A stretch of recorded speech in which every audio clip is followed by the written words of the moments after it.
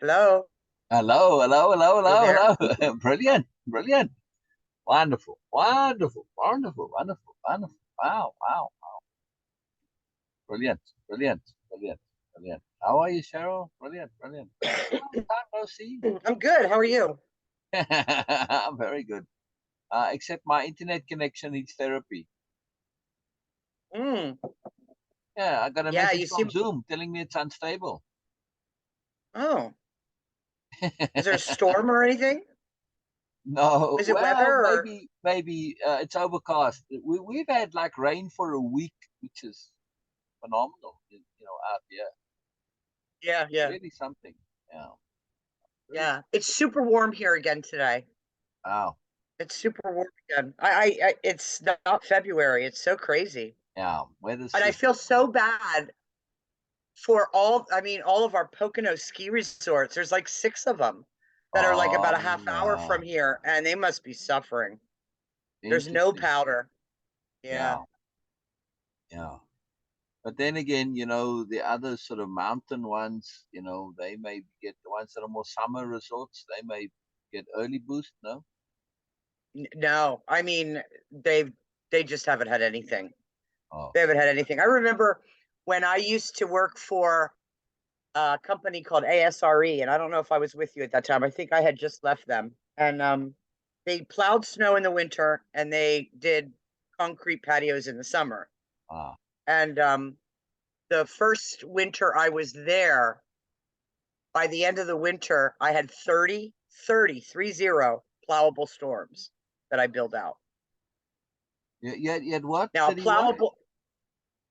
yeah, I had 30 plowable. Plowable means it's more than an inch and a half or more than Oh, two oh, oh, inches. plowable. Yeah. 30 plowable storms, 30 times that year that we Wow. had at least 2 inches of snow. Wow.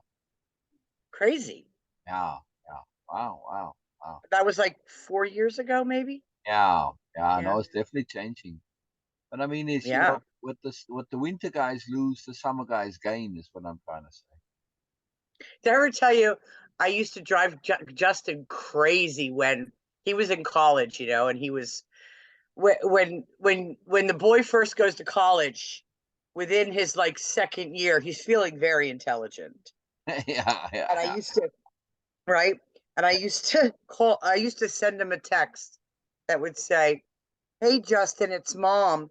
Listen, when does this global warming start? Because it's really freaking cold here." Oh, he would flip out. Mom, That's not how it works. that's not how it works. Yeah, yeah. It's global. It's global. Come on now. Actually, the best way to monitor global warming is to look at ocean temperatures, because those are Yeah, very okay. constant. And if you look at the increase in ocean temperatures, you really see it. You really see Yeah, it. Very hard to notice elsewhere. But if yeah, because the ocean stays more or less the same temperature in winter, summer, not making a difference. It's yeah. so this is, and that's a very good indicator. Yeah. Yeah. Though I was saying to Beena, I noticed something and I saw it happen. I pay attention to the world around me, or at least try to live in attunement in all ways. Not just nature, but the world part, regular world stuff too. And something happened in the last couple of months that is huge, huge, huge, huge, beyond huge. Paradigm shift. I can't emphasize how big a deal it is. And this is that they have achieved, they call it ignition in fusion. In other words, they've gotten to the point with fusion that it is now a viable technology. Because in order to get fusion to happen, in the nucleus, you fusing atoms as opposed to fission, which is splitting the atom, right? So typical nuclear power, where you split the atoms, called fission. It's got radioactive byproducts. It's a whole big mess, but it works, right? And it is cost effective, more or less. However, in fusion, when you fuse them, sorry, you're doing the same process as the sun. You get this incredible amount of energy that comes out of it, but it's clean energy, right? So they've been researching this for the last, 50 years, like really working on. And at first, people said, nah, it's impossible. It's like a pipe dream. And it was one of those things, like you search anyway, you try because, okay, it's a good idea. They succeeded, right? Woman in charge of the thing. This was in December. And then they did another experiment out in Livermore. And basically, what they do is they use the super powerful laser, the most powerful in the world, to fuse it. Now, the key point is that they used less energy to power the laser than the energy they got from the fusion, right? In other words, positive return on investment energy wise. Okay. So Mm. this makes the technology viable. It's now just a matter of figuring out how to use it, make power plants, put it in your car, put it in ships, whatever. Right. So they're not sure how long it will take. Some people say 30 years. Some say, it's not going to happen in 10 years. But yes, my prediction, any technology which is so world transformative and so potentially lucrative, right? I mean, you look at trillions and trillions of dollars, right? Uh, the amount of money that's going to go into that now that it's viable, it's going to be a race to the finish now. And it's going to be a Mm. lot quicker than people think. My point is, once we get fusion energy, we've essentially got free, clean energy. Everything changes because of Everything changes because of that. Look at global warming. There's no reason why we would have fuel cars, gasoline cars, if you can have really, really cheap electricity, right? Okay. I mean, the government could start up its own fusion generator, supply enough, build them across the thing, have enough electricity for everybody, and in order to get away from fossil fuels, you say, well, you get free electricity for your car, Mm. free electricity for households. Right? Can you start imagining, and any business, if your cost of production is really low, all your prices drop, right? Everything. Suddenly you can make automated factories because, well, it's low cost to do it. Everything changes. And of course, all of global warming essentially starts to go away because all of the stuff that we're putting out, it all goes away. Right? So it's massively transformational. And did you read Venus column, Moon column, the Yes, abstract yes. Mm-hmm. astrology? Mm-hmm. And she said about communications from outside the world. Okay, conspiracy theory. But if you're an alien civilization, and likely, let's assume you have access and you out there got galaxies you can explore the universe. um, when would you contact a planet that's sort of an emerging planet, right? First of all, you kind of need a world government because who the hell are you going to contact, right? Right. You're just going to have problems. You don't know who's who. I mean, you don't know the details necessarily. I guess you could tap into the research and you can understand it. But even so, though, even if you knew exactly who this were, if aliens came today and they contacted and they said, well, China's the biggest country, let's contact them. Or they say, well, let's contact Canada. You say, why Canada? Largest source of fresh water on the planet. Mm. Yeah, by far. That's a good reason for saying Canada because, fresh water, life is water, right? This is a valuable Right, right, resource. Okay, right. Canada then. So you see my point. Okay, they say America, America's still got the biggest economy, but in a couple of years' time, that's not going to be true anymore either. Or, okay, Europe, Europe economy is actually bigger, the whole Eurozone than America. So again, who do you decide? It's problematic.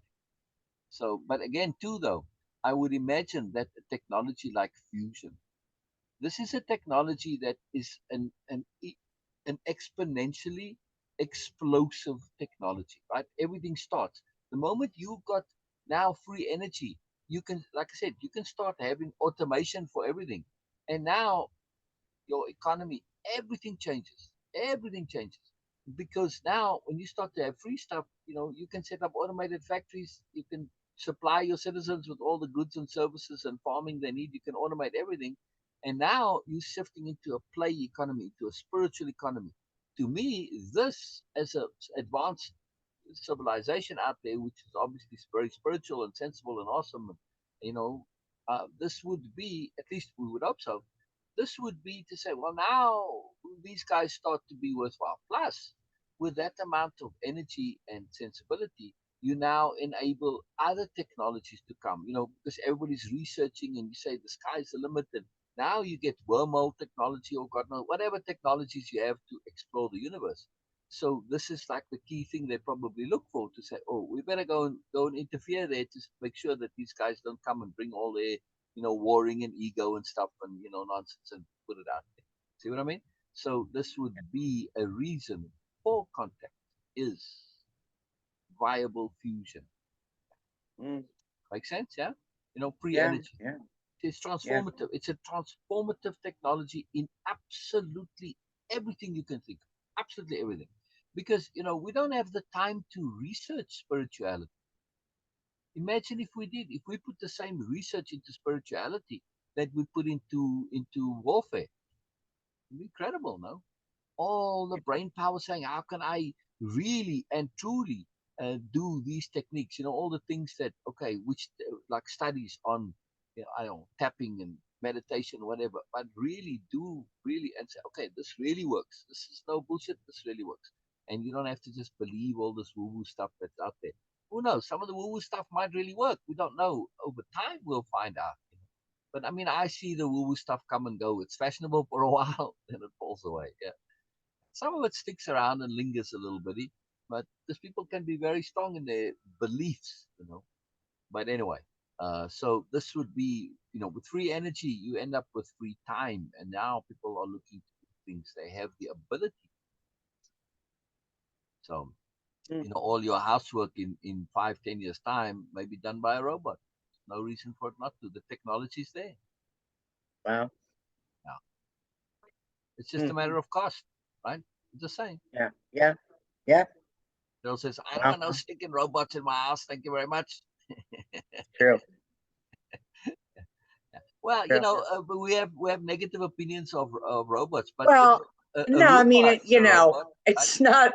it's not that I don't want robots in my house, but I don't know how I would want to function in that kind of um, mechanical world Yeah, because, yeah. there is Yeah. something very mental with physical work for Oh me. yeah, oh yeah. But still, you could be doing that physical work, like in stuff that makes you happy instead of cleaning the house to get your physical exercise. You go play tennis. No, well, yeah, but cleaning the house makes me happy.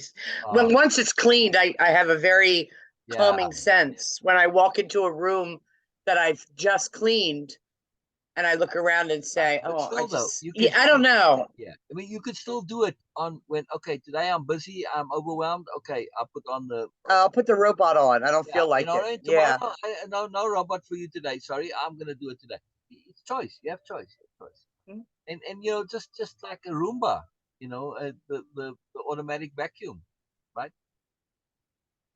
It's a robot, very basic yeah, robot. It's not the true robot, but it's automated. It's automated vacuuming. yeah. You never thought to get a Roomba? No, Yeah. I don't know why. Yeah, yeah. I I don't know like the why. idea of it. I like the idea I of saw a saying one time that said, nobody helps me with anything. yeah, And then when they do, I say, now why did you do it that way? I got to exactly. redo it. You know what I mean? And I Yeah. criticize them for how they Then did I it. criticize the help I get, and Yeah, it's not good enough because it's not done my way. yeah, Yeah, yeah. Too funny, yeah, too funny, too brilliant. yeah. Well, I gotta own up to it. Yeah, Yeah, it's about balance and peace. Just the idea of choice, though. That's a thing that that's true. That's true. That it'd be nice to actually have a choice once in a while. If I want to and just and also if come you home to it, and I understand. People hire other people to come clean their house, and they say yeah to me, "Oh my gosh, I get home from work and my whole house is clean, and yeah it really feels good." yeah And yeah, I've been tempted a number of times, but I never really, you know, interesting interesting. I never Also pulled the trigger. yeah. Also, I imagine that uh, it would be for some people it's interaction. You know? People It's see what? the signs. It's interaction. Mm, They get to connect with somebody. mm, You yeah. see what I mean? So Mm-hmm. that's kind of a big thing to consider also, you know. But also, I'm thinking that um, uh, what was I thinking? Oh yeah, everybody says, yeah, I like to clean houses, but I don't do windows. Mm, Right? So it might be nice to have an automated window cleaner, even if you don't have the vacuum or the duster or whatever the case. You know what yeah. I mean? Right? You do window? I like Windows. Yeah. Oh, I've brilliant! yet to fi- I've yet to actually find something that does a great job, but people say Wow, use newspapers. I tried wow, that. I've tried a number of different kinds of cloths, paper towels, but everything I use, I see streaks. I got to do it over again and over again and over again. wow. The only thing that really works really well is a squeegee, Yeah, but then that makes a mess. yeah, yeah. It pushes all the water down onto the floor and stuff. So, I was thinking, talking about cleaning, and I have all these brain waves, and lo and behold, you just watch, you'll see it soon enough. Why don't we have Teflon toilet bowls? what? Uh, Not Teflon. What is the stuff that the non-slip stuff in your pan? What do they call that? Oh, oh, Teflon. Yeah, it is Teflon, right? Exactly. Why don't we have Teflon toilet bowls? True. Think about it. Wouldn't it make your Yeah, job a lot easier cleaning the damn toilet bowl? yeah, Yeah. true. It's like, come on, Greg, Yeah, all that sticky shit of yours. It's like, come on, it'll just slide right off. yeah. But I'm really, I mean, if you can line metal with it, why can't you? All right, so you don't have a ceramic toilet, you have a metal toilet. What difference does it make? The end result is a much Right. easier to clean toilet, and it can't be expensive because I see, Teflon pan sets selling for like $20 now, whatever. So it can't be a very expensive technology. But just think about it. Furthermore, I would even go further. I would make Teflon eating ware. Mm, How cool would it be? mm-hmm. Your dinner plate. It's like, man, my pan that I use, I don't, I make my flapjacks or whatever pancake crumpets things. I never clean it. I don't need to. It's clean. Mm. Yeah, I may rinse it, but it's fantastic. I You just have a lot love. of you have a lot of odd things running through your head today, Phil. Well, they run through my head every day. I'm just sharing them today because it's, we were talking about the fusion, and then it led to cleaning, and but still, think about it. Wouldn't it be nice to have Teflon dinnerware? Easy to clean. But still, for the Mm-hmm. toilets, though, I really think for the toilets, this would be transformational. Don't you think? It would make a huge difference to your toilet. Mm-hmm. Yeah, Really? there's actually a lot of things they could actually do with Exactly. making toilets cleaner and more sanitary. Exactly. Yeah, there's a lot they could do. And also, I have a great invention for toilets, and I've seen it around more or less, but it was never properly done. And this was to have for the seat that when you come for guys, right, you've got a foot pedal that you step on that lifts the seat up. Okay, and then when you take Uh-huh. your foot off, it comes back down again automatically. Yeah. Yeah. So you don't have So to touch there it. you go, marital stress avoided. And you can Yeah. have it where it brings the lid as well down if you want. You know, Yeah. Yeah. um, because when I was a kid, I had to put the not just the seat down, but the lid down as well. Mm. It wasn't so much about for okay the woman, but it was about the hygiene of it. Supposedly, that's why you had the Yeah. lid. Yeah. But I Supposedly, mean, but defensively, not as a mother. you were doing it prior to like washing your hands. So how, Right. you know what I mean? Yeah, Like you finish your business, then you got to touch the lid and the seat and I all know that, it's messed and up. then you wash your Yeah, hands. yeah. But So, I talk about odd things in my head talking about this. On American Idol, what's his name? The guy with the bald head that's the germaphobe, oh, Howie. Howie, right? So I want to ask Howie, when you go and take a crap, right? And you're done. Do you wash your hands before or after you pull up your pants? Be after. Think about it. Think about that's what most people would do. But if you're a germaphobe, you have to wash your hands before because otherwise all that germs gets now transferred to your pants. Right? You're I'm just right. saying. I'm just saying. I, my point on this is actually a psychological point.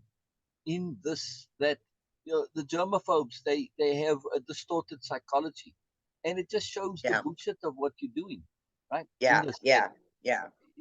you're all afraid, but you're doing it anyway. It's like, come on, man, it's all bullshit. So let it go, move on, move on. Right? Really fascinating, though, right? Anyway, what do you have about odd things that goes on in Saul's head? I Oh think yeah, about yeah, everything, so Excel. Cheryl. I think about everything, but it's fascinating, though, right? You think about it like this. I'm really intrigued by things which are self-proving, as it were. It's self-canceling, and yet people don't know it.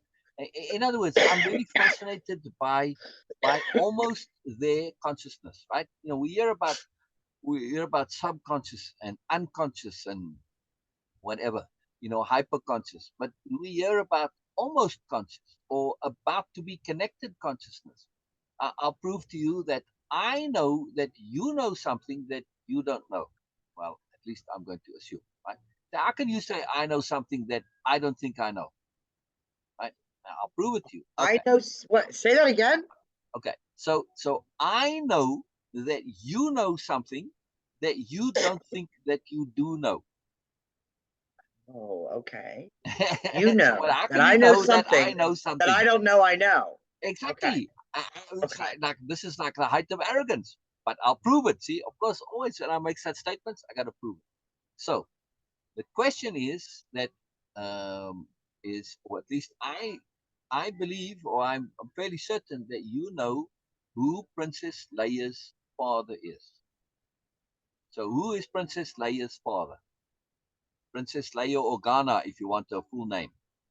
Well, I've never watched Star Wars in my life. Oh, well, then you bloody hopeless. Oh, come on. Oh, come Not a on. Don't. single, not a single Oh, movie. that's terrible. Oh, that's terrible. That's terrible. That's so.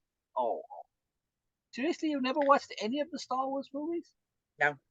Wow, that's No. quite an accomplishment. That's quite impressive. Really, that's quite impressive. It's hard to miss them. It's hard to miss them. I mean, I might have started to watch a few and it just lost me, Oh, interesting. you Very know? interesting. Hmm. All right. Well, then, I'm. This is sort of most people have watched Star Wars. It's fairly common. Uh, I was a big fan of the Planet of the Apes franchise, though. uh, I liked uh, that. Yeah, I watched that all the way up through Caesar. oh wow. Okay. Does Greg Yeah. watch it? Star Wars?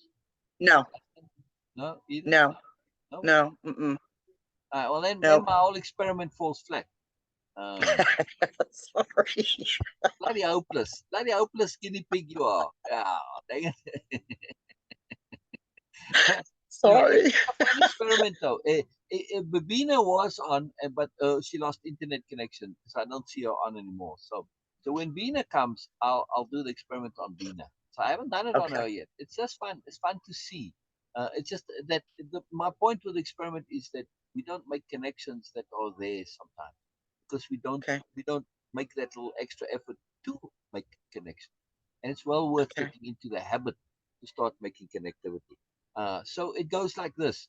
In Star Wars, the main characters is, in the first movie at any rate that everybody remembers, especially if they were kids at the time, where they came out in the late 70s, is Luke Skywalker, and then of course you got Darth Vader, and then you got Princess Leia, and then later on Han Solo, right? These are the main characters. So in the beginning, Luke and Princess Leia, they like sort of like each other, but then later in, I think the second movie or third movie or whatever, it turns out that they brother and sister, they're actually twins, right? And then of course you've got the whole long big story that Darth Vader, who's the evil bad guy, and everybody's fighting him, Luke is fighting him. Turns out he's Luke's father. The big reveal, right? Luke, I'm your You probably seen memes about this, right? Many times, right? And that fact I knew, that somehow Darth Vader came out as Luke Skywalker's father. Right. I don't know why I know that, but I Right. do. And also, you knew that Luke and Leia were brother and sister, I assume, yes? Mm, maybe. I don't Okay. know. Okay. But most people that have a more or less acquaintanceship, they know that Luke is Darth Vader is Luke's father, and they know that Luke and Thing are brother and sister. They may not immediately know, but you say, "Oh yeah, that's right, that's true," because they kissed the one time, it was all awkward, and it was like a ew moment later in the movies. Anyway, so they know this. So now you say, well, if you know who Luke's father is, and you know who Luke's sister is, well, then you know it's Princess Leia, and then you know who Princess Leia's father is. Her father's also Darth Vader, right? Well, yeah, but they could have had different fathers and the same Well, they're mother, no? twins. They're twins. They're twins, actually. Oh, they're twins. Oh, Yeah, Jesus. Okay. yeah. So, but I mean, so for most fans will say, "Oh yeah, you're right, you're right. I never thought of it. You're right." They'll be quite amazed to realize that, and quite horrified, because it's one thing for Darth Vader to be Luke's father. It's quite another thing for him to be Princess Leia's father. Somehow this doesn't compute. Mm, Just too fascinating to me. The connection is there, but people don't put it together. It's okay. really, really interesting. And so, my point on this is obviously not for the Star Wars trivia stuff, but about how our brains work. That we don't make those connections because we sometimes don't want to, because it's kind of a ew idea. We have this high esteem Princess Leia. She's this idealized, princess, but she's very cool. She's nice and wonderful. She's like a new noble, essentially, right? In the movie version. So you don't want her to have the father, this horror guy, be her father. So, yeah, very fascinating, very fascinating. I love making those connections because it broadens my world, and when you train your brain to start seeing implications, because that's by implication, right? And when you start seeing implications, you really see so much more. And it really enhances our own world and our own thinking to start training our brain to see implications. Very, very. Just a fun implication. Now, do you watch Star Trek? I mean, The old ones, Captain Kirk yeah. and Okay, Spock. okay, okay. So when they hit the communicator, right? What do they say? Give me an example of when one of the characters, Oh, I don't Kirk to know. Enterprise, Oh, yeah, Kirk to Enterprise. There you right? go. Or Kirk to whatever Kirk to Spock, right? Now, Mhm. and what would happen is that Spock would answer immediately. Not possible. Hello, Beena. I'll Why? explain in a moment. I'll explain in a Hello. moment. Hello, hello, hello, hello. I'm glad you're here. I'm glad you're Hi, here. I'm glad you're here. Beena. Your internet dropped. Hi, Yes. Cheryl. My network was dropped, so okay, having trouble. So we're having fun talking about odd and wonderful and wild things and implications. Yes. So let me ask. Okay, I'm going to backtrack. I'll explain about the communicator in a moment. I used to really piss off the Star Trek fans, really bug them with this, right? Because they, super fans, right? Anyway, Yeah, I'll yeah, explain I'm in a not one moment. of those. Yeah, yeah, yeah. Okay. All right. So Beena knows Star Wars because she used to reenact and play Star Wars with her brother when she was a kid. So Beena, I'm going to do an experiment in which I believe that I know that you know something that you don't think you know. Yes? So I can Okay, say, I know Beena knows something, but Beena doesn't think that she knows. Yes? okay, And you say, how can you know what I think I don't even know myself? And I'm going to demonstrate this. Very cool experiment. okay, It failed okay. hopelessly with, I mean, bloody old Cheryl over there, terrible guinea pig, because she doesn't watch Star Wars. She's not I've watching. never watched a single movie. No. It's like, hello, seriously. Anyway, I haven't watched Titanic or Lion King, so I'm some sort of in a similar boat. Yeah? People say, how can you not have watched Titanic or Lion King? Never. All right. Anyway, so the Mm. question is, Beena, and I Mm-hmm. do believe that you know who is Princess Leia's father? Right? Her full name, Princess Leia Organa. Who is her father? I don't know. But you do. But you do. Let's prove this, right? So, who is Luke's father? I don't know. I have no idea. You don't know in Star Wars? No? Oh, well, you're Not just as much. hopeless as Cheryl then. I thought you followed Star Wars. I thought you knew the characters. Oh, Jill, you No. got the wrong Okay. girls today. 2 for Okay. 2. So no, I know a bit about, of course, Star Wars. Like, okay, I know some character and I can identify them. Okay, so They're Luke. look. So who's Okay. Luke? Luke Okay. Skywalker, right? Yes, but the details, no. Sorry, because Oh, I was actually not able to understand all what's going on. okay. I was watching, but no.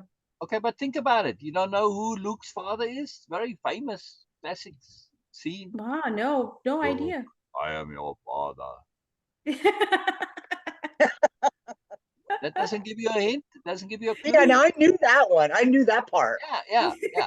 Darth Vader, Beena, Darth Vader, the famous scene. Ah, Luke, I'm your ah, father. You know that, right? yeah, but okay, yes, okay. Okay. So Furthermore, so who is Luke's sister?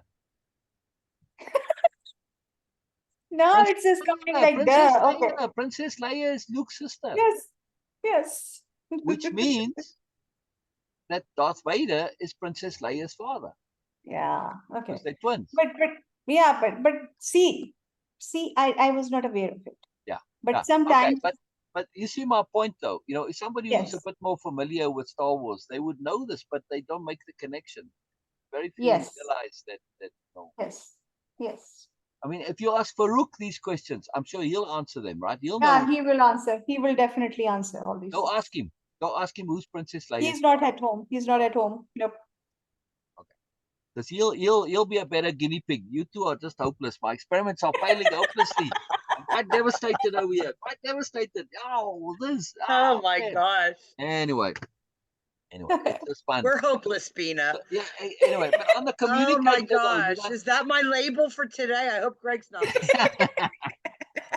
so But it's actually, it's a compliment yeah, because we are exactly. actually unpredictable for still. Exactly. I There know, we but that's go. too Perspective fantastic. That's shift. too awesome. Absolutely. Yes. But I was saying too, in Star Trek, right, with the communicators, they go, you know, Kirk to Enterprise or Kirk to Spock, you know, and then the channel will open and Spock will reply immediately, or the Enterprise will yes, Kirk. Hmm. But how can this be? Because the communicator, it's saying Kirk to. Yeah. Now, when it opens the channel to Spock, right, it's opening the channel to Spock only, not to everybody. It's not a general broadcast. So the Hmm. computer has to wait until Kirk has said Kirk to okay, maybe SP. There's only it has to have some bit to say okay Spock, and this is who he means Spock, right? So maybe there's only Yeah. one that goes SPO, and then okay, there's only one that has those three, and that's Spock. So okay, we open the channel to Spock. See my point? So when Hmm. Spock hears the message, he's not going to hear Kirk too, right? But they show in the clips, right? Him receiving, and you'll hear Kirk to Spock. This can't be in real time because the Hmm. computer can't open the channel quick enough. So what they should have done is say, Spock, this is Kirk. And then it can open the channel immediately, compress the sound a little bit, and then Spock could hear Kirk say, Spock, this is Kirk. Or maybe just Ah. hear, this is Kirk. Right? So it can't happen in real time. But nobody ever figured that out. Now, what really bugs the Star Wars guys is that I pointed this out, and they, the super fan, and they didn't spot it. This would get them all in a knot, get them in bunches.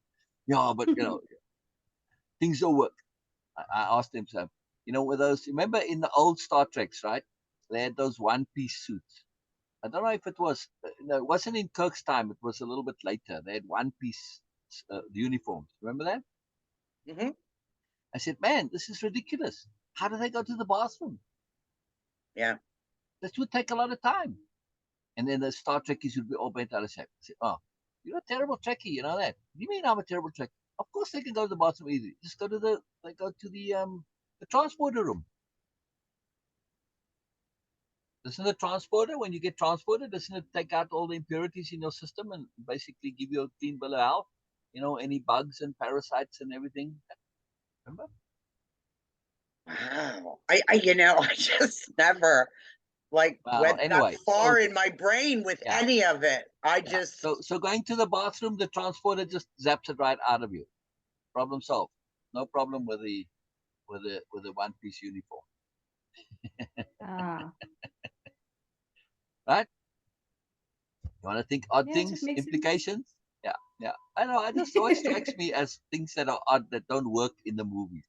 It's like, why do you design it this way as a you kind of writer? take the fun out of it still. No, Exactly. but Just a it little adds bit. fun. It adds fun to me. It adds fun. Adds loads of fun. Right, right. So, when you're watching and you look at things, what could it be? How did they think? How did the writers come up with this idea? You Uh, know, that's why I always say that he actually dissect everything and it loses its beauty. This no, is it what, adds yeah, this to is it. what It he do. adds to it. This is what you do, Sil. No, it Yeah. adds. You It dissect adds. it like till It the read. adds. Okay, you gave him, you give, like it's like, okay, so you gave a botanist you a flower, and he will tell you or she will tell you that, okay, oh, it has this thing in that, and then they keep dissecting it. Like, come on, this was the flower. Come on, just understand that. But Yeah, no, but you got to you enjoy the see, whole as well. I mean, I agree that if you dissect it and you lose the whole, then it's pointless. To me, the dissection adds to the whole. yeah, Yeah. Oh, See, I have but I got. mean, when I see that, for me, to dissect it and find errors would kind of like cause me to be a little disappointed. That's what I mean when I yes, say Oh, yes, it because kind of yes, takes the fun out of it yeah. because you want to believe all this stuff is possible in outer space on the Enterprise and This is why we, I never think yes. about, how Captain Kirk could take a poop. It yeah. just never Well, it's only because of the one piece uniform. That's all. Okay, no, Fine, the functional efficiency. Yeah. Because you but see, this, for me, the fun is I'm designing my own universe of Star Trek and stuff where things work. So but I have my own series in Star Trek. oh yes, yes, you It's are very, different it's and very unique cool in this series. cell. Very cool series. Yeah. It's called No, you Star are Trek High unique in this Command. thing. But usually people, why people enjoy movies, because it is actually work like a child's mindset. Like, okay, just suppose, and then we suppose, we understand that, and we just follow that lead. Like in childhood, like, okay, oh yeah, just suppose that we are okay, mama and papa. Okay, just suppose that this is our home. Just Right. suppose this is our car, and when we just follow that lead and we start following that. And same thing, the same magic in movies also. You don't go into the very logical things and all that. And you just Suspension of follow that yeah, disbelief. lead and enjoy the process. there you go. But Yeah. I mean, I agree, and that is important. But in some of the movies, a lot of it, the the the, the fans do get I'll be bothered right by back. things that oh, no problem. That things are Yes. unrealistic. It is a big issue in fans. Now, yes, you especially in science fiction, this is science fiction fans are agreed that you know you have to suspend your disbelief a little bit when it comes to faster than light travel. According to Einstein, it's not possible, right? But you're saying, but what if it were to be possible? However, and a lot of the technology you accept, but you also want within that context, when things are within the abilities of people to be reasonable and sensible, that they do that. They don't do obviously foolish things.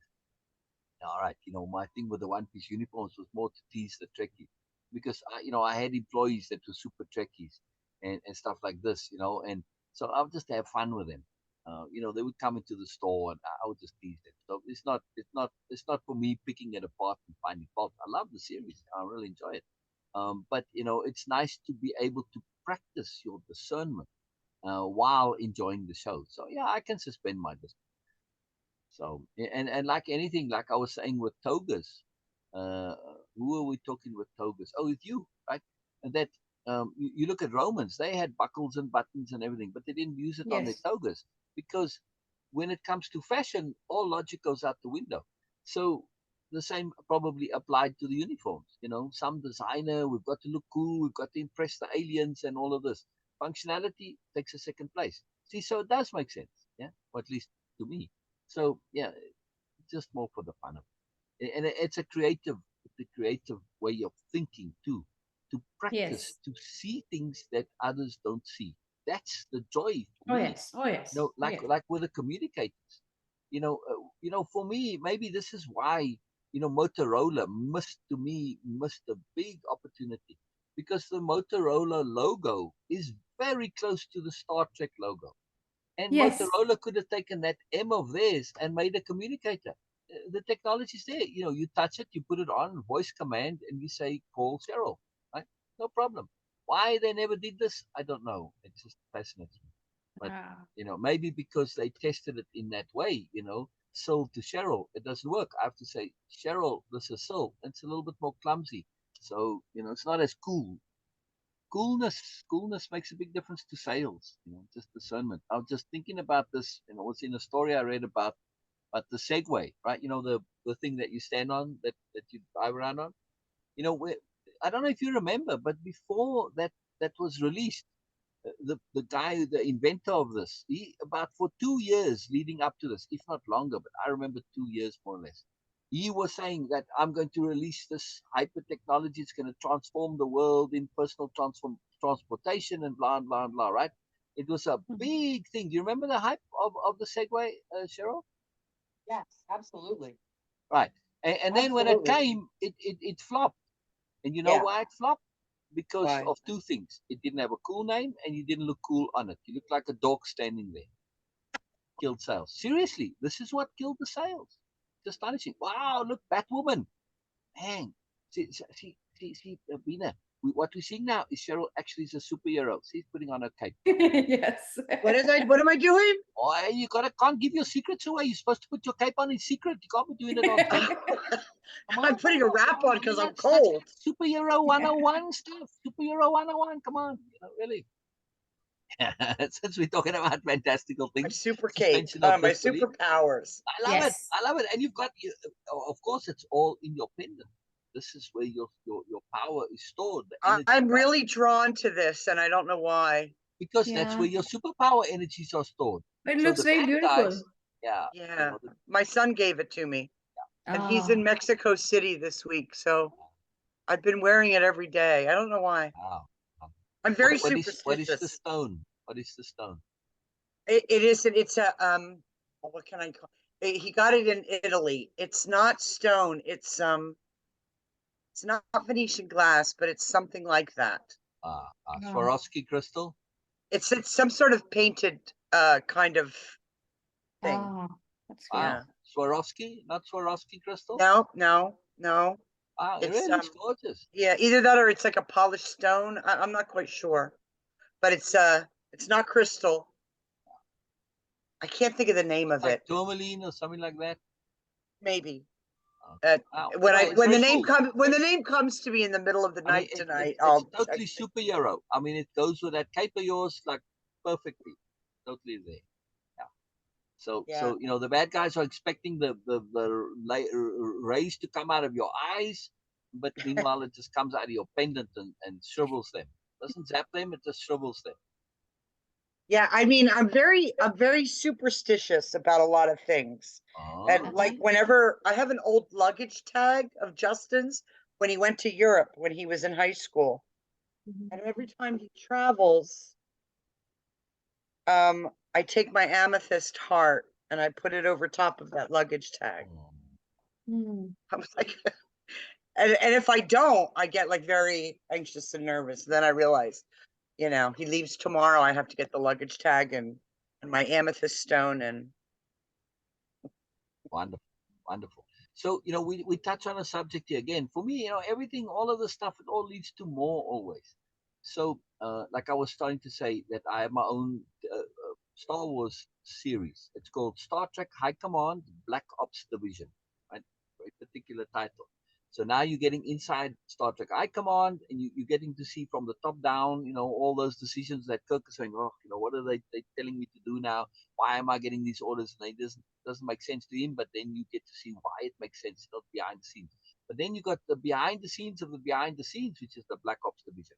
Anyway, but the story is about personal myth. And it's very useful, very, very psychologically powerful to create personal myth in which you feature.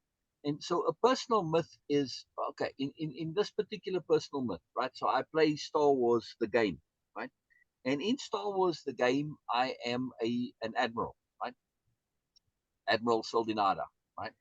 Anyway, so and so my myth says that there's some glitch in the game, and they used to have in the game where players would make missions, right? And you could go on these missions. And anyway, so they were written by players, which is quite interesting. You know, I could create this mission, and other people could play it. But there's some glitch that happens, right? And my mission, in which it's a time mission, I go back in time to save the Earth, obviously, but I get stuck on Earth. Right. So in this mission, though, it is a glitch in the actual software of the company that runs Star Trek program, ARC, right? And so this gets out into the internet, and the internet sees it as something real. This is the glitch, right? As a factual thing, not as part of a game. And so in my game, I put out a rescue call. I say, Enterprise, please come and rescue me. You know, I've gotten stuck on Earth in a temporal loop. And okay, so now, you know, inside my game, I'm doing this, but because the internet sees this as real, right? In the future, right? Because they monitor, you know, the temporal department in Star Trek, they monitor these transmissions. They pick this up as a real transmission. Yeah. So now, of course, this is my personal myth that I get this knock on my door, and it's, you know, it's, well, I like the Next Generation. It's Picard and, you know, the away team, and they say, yes, Admiral, we're here for you. And of course, okay, cool, I'm incognito, but wait a second, I'm going to bring my friends with. And anyway, so the personal myth is, I'm not going to go into the whole long story because it's a long thing to go into. But the point of it is that I come on board as the ship's philosopher. Yes, and Beena comes on as the ship's angel, and Cheryl comes on as the ship's Cleaning jester. lady. Come No, on. No. no, Come it's on. all automated.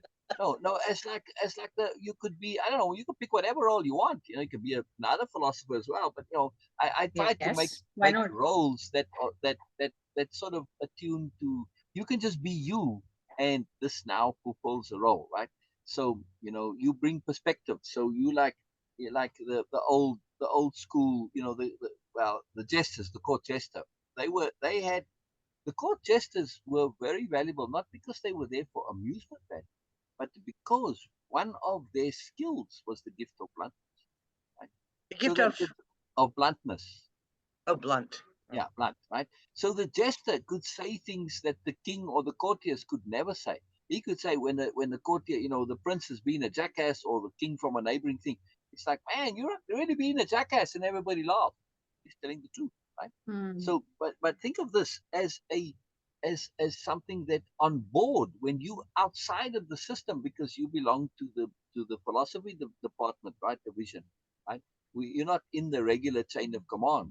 And of course, the major reason for the whole, you know, having a ship's philosopher and all of this is because of the prime directive, which comes to be now. I'm actually from the future, from Star Trek's future. This is my cover story, anyway, right? Because it's the crime directive, not the prime directive, because it causes more harm than good. Anyway, I don't want to go into all the details, but just my point is, for the personal myth, you create a mythology in which you can be what you could not ordinarily be or even justify in regular life, right?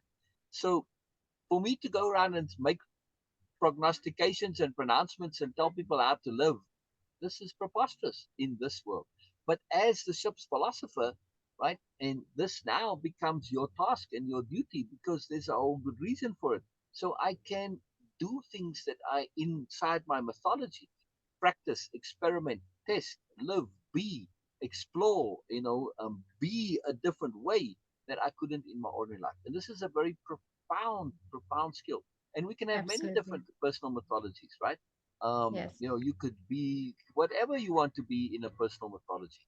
And it's a Yes. very profound thing to be able to Just exercise various yes. parts of yourself. Yes. Okay, sorry to interrupt you, Sil, problem. but I have to go because I have a meeting, Zoom meeting, so I need to go now.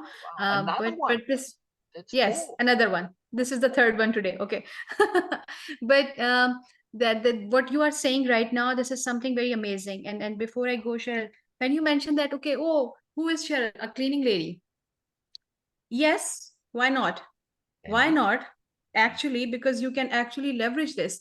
If this is the self conception right now, which you feel that, okay, this is more associated, yes, you actually clean out people's actually nonsense and everything, which they actually create in life and in their mind. You can actually do that.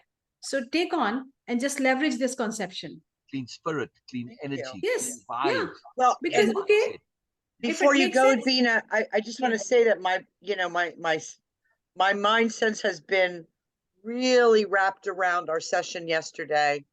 yes, I wrote a takeaway from it, Please. and yeah, it's just really been, I've just really been reprocessing and processing, and I hope I get to talk to you again today. Wonderful. Can yes, you read it yes. real quick? A little As soon, further, and it had to do with your reading, and then I looked a little further into my lunar my lunar sign and where my okay. moon is right now, and Mhm. just all kind of, it's all kind of working together because it's really all about this reevaluation of self. Yes. Yes, So yes. yeah, Wonderful. so I'd Wonderful. love to talk further when we get a chance. Okay, okay. Wonderful. So I this might be a bit shorter one. So as soon as I will done, I will come back. Okay. I will try to Okay, come back and Brilliant. catch you. Brilliant. So okay. very So good, bye for now. very good. Bye bye for Brilliant. now. Absolutely brilliant. Oh, I love it. I love it. I love it. I love it. I love it. So, you know, I don't want to be waiting for Beena because I'm very keen, and it doesn't mean that we're not gonna read it to Beena. We'll just do it again. Yes. Okay. So I'm keen to hear your takeaway, and like I say, we'll just do it twice. Yeah. Okay, well, it's kind of a work in progress, so I That's know there's always more. Well, there's always more, right? exactly. So my takeaway from yesterday was its main theme is communication with self, reevaluation of self, to reevaluate my sense of self or my perception of self, to understand that the passing of time eludes no one and nothing. And what I feel about myself right now is not necessarily untrue, but it is I forgot my word there. It's not necessarily untrue, it's just unevaluated. Ah, Therefore, I have changed, not just the way I look or think, but the way I feel has changed, and the way I think and the way I process. But it's not just my ways, my wants have changed. And even though I don't give them the attention or the audience that they deserve, it is time to communicate these changes within myself and give them audience and communicate with them. So that's my takeaway. wonderful, wonderful, absolutely wonderful. I mean, Yeah. this whole understanding that your it's about your self conception, right? And we never got to that session in Wave and Picture. Yeah. Yeah. So our self conception is Yeah. absolutely And critical. isn't it amazing? I just said, I'll be the cleaning lady. And Exactly, Beena picked up on that like immediately. exactly. And is that I was being silly, I know, but I know. gosh, what I hide, I've always known I hide the Yeah. truth in my humor. But you So see, but Bina said, she took it and perspective shift on it to yeah, say, yeah, oh, wait a yeah, second, this isn't necessarily a negative. Yeah, it all depends how you define that. And in like as a comedian, to let's say your stage name was the cleaning lady. You see what I mean? Now you're coming in a whole different point of view and a logic and an understanding, and it's very cool. It's yeah, very, very cool. So, yeah.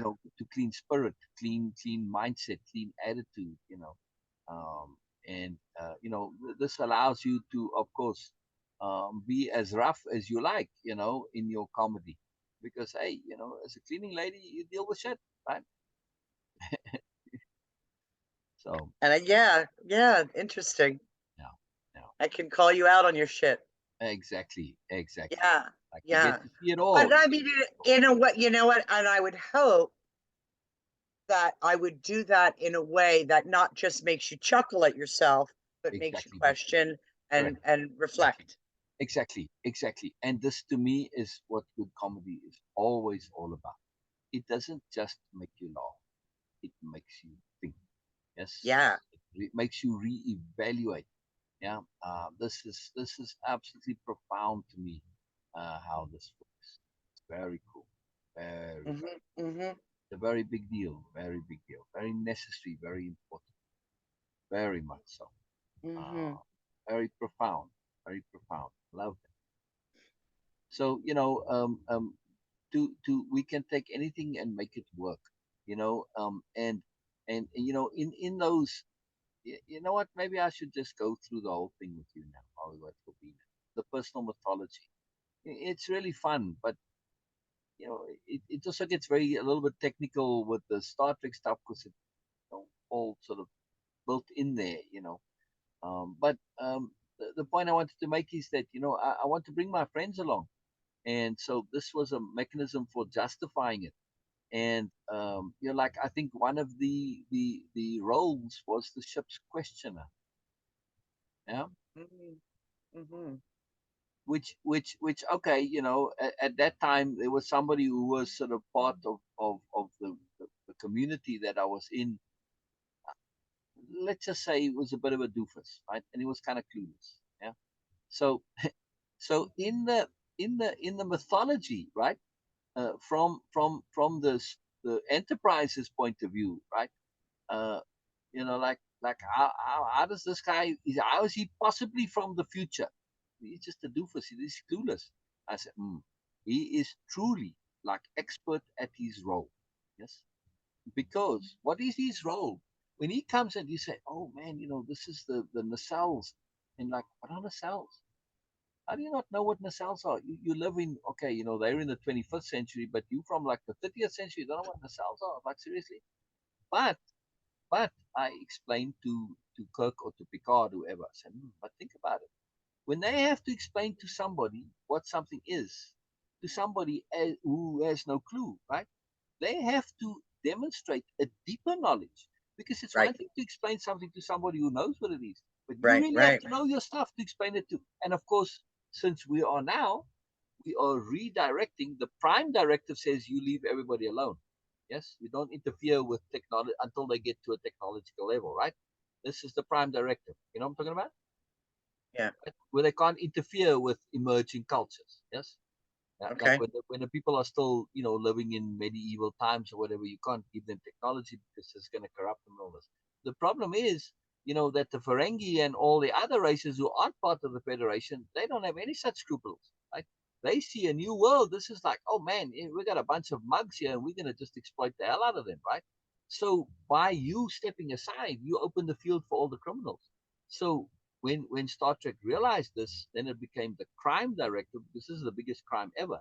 So now everything changes. So now the race is on for all of Star Trek and especially Enterprise, which is on the forefront out there, to be the ones to be first in, right? Because whoever comes first sets the basis, sets the things, and you can warn people about negatives and and criminals and people exploiting and whatever, and you can get them up to technological stuff, in a gentle, easy way, right? And this is not a big deal to do, culture shock. To get a little deeper on this, when you've got all your anthropologists and whoever, and they go to the rainforest and they go to the tribe that's never seen, people from the Western world. They always say white people, but they never seen black people either, for that matter. They're Indians, for instance. But anyway, it's just, they bring the racist thing in there. But nonetheless, my point is, when the people from the industrial world and the big cities, all these the anthropologists, whatever, they have a harder time adapting to living with the primitives than the primitives have if you take them to the city. There's much more culture shock the other way around, right? So, when you got some, they just adapt. It's just new. They just adapt to it, right? And I saw this in place with the Bushmen that I spent time with. The owners took them to the city. They'd never been, and they took them to the big mall underground. They had a whale of a time. They ran around like kids and they had a great time. It's just a different jungle. Not that they've been in a jungle or lived Well, in I the mean, desert. are we saying that the let's say the lower form of intelligence, It's not lower. fits in? Well, it's not lower form, but it's less intelligent. It's less knowledgeable, let's say. Right, knowledgeable, not intelligent. Correct. Okay, That's a less mistake that people knowledgeable. make. But you know what I'm trying to say. Correct. Correct. I'm having a hard time finding the right word. But that they fit in anywhere they go because they don't know what they don't know. No, it's not that. It's that in typical survival cultures, like when you're living out in the rainforest, right? You living on your survival is dependent on your character. If you sloppy, if you messy, if you undisciplined, if you careless, if you don't pay attention, you don't do the things that you need to do, you're gonna get eaten. As simple as that. I thought we were discussing like higher knowledge versus lower knowledge, less No, knowledge. no, no, no. That's what most people assume, that it's a knowledge issue, but it's not. It's a character issue. So when you take those individuals who are disciplined in their psychology, right? They discipline, they pay attention, they do the things that they need to do, right? And they alert, they're aware. So their awareness, intelligence is the ability to solve problems.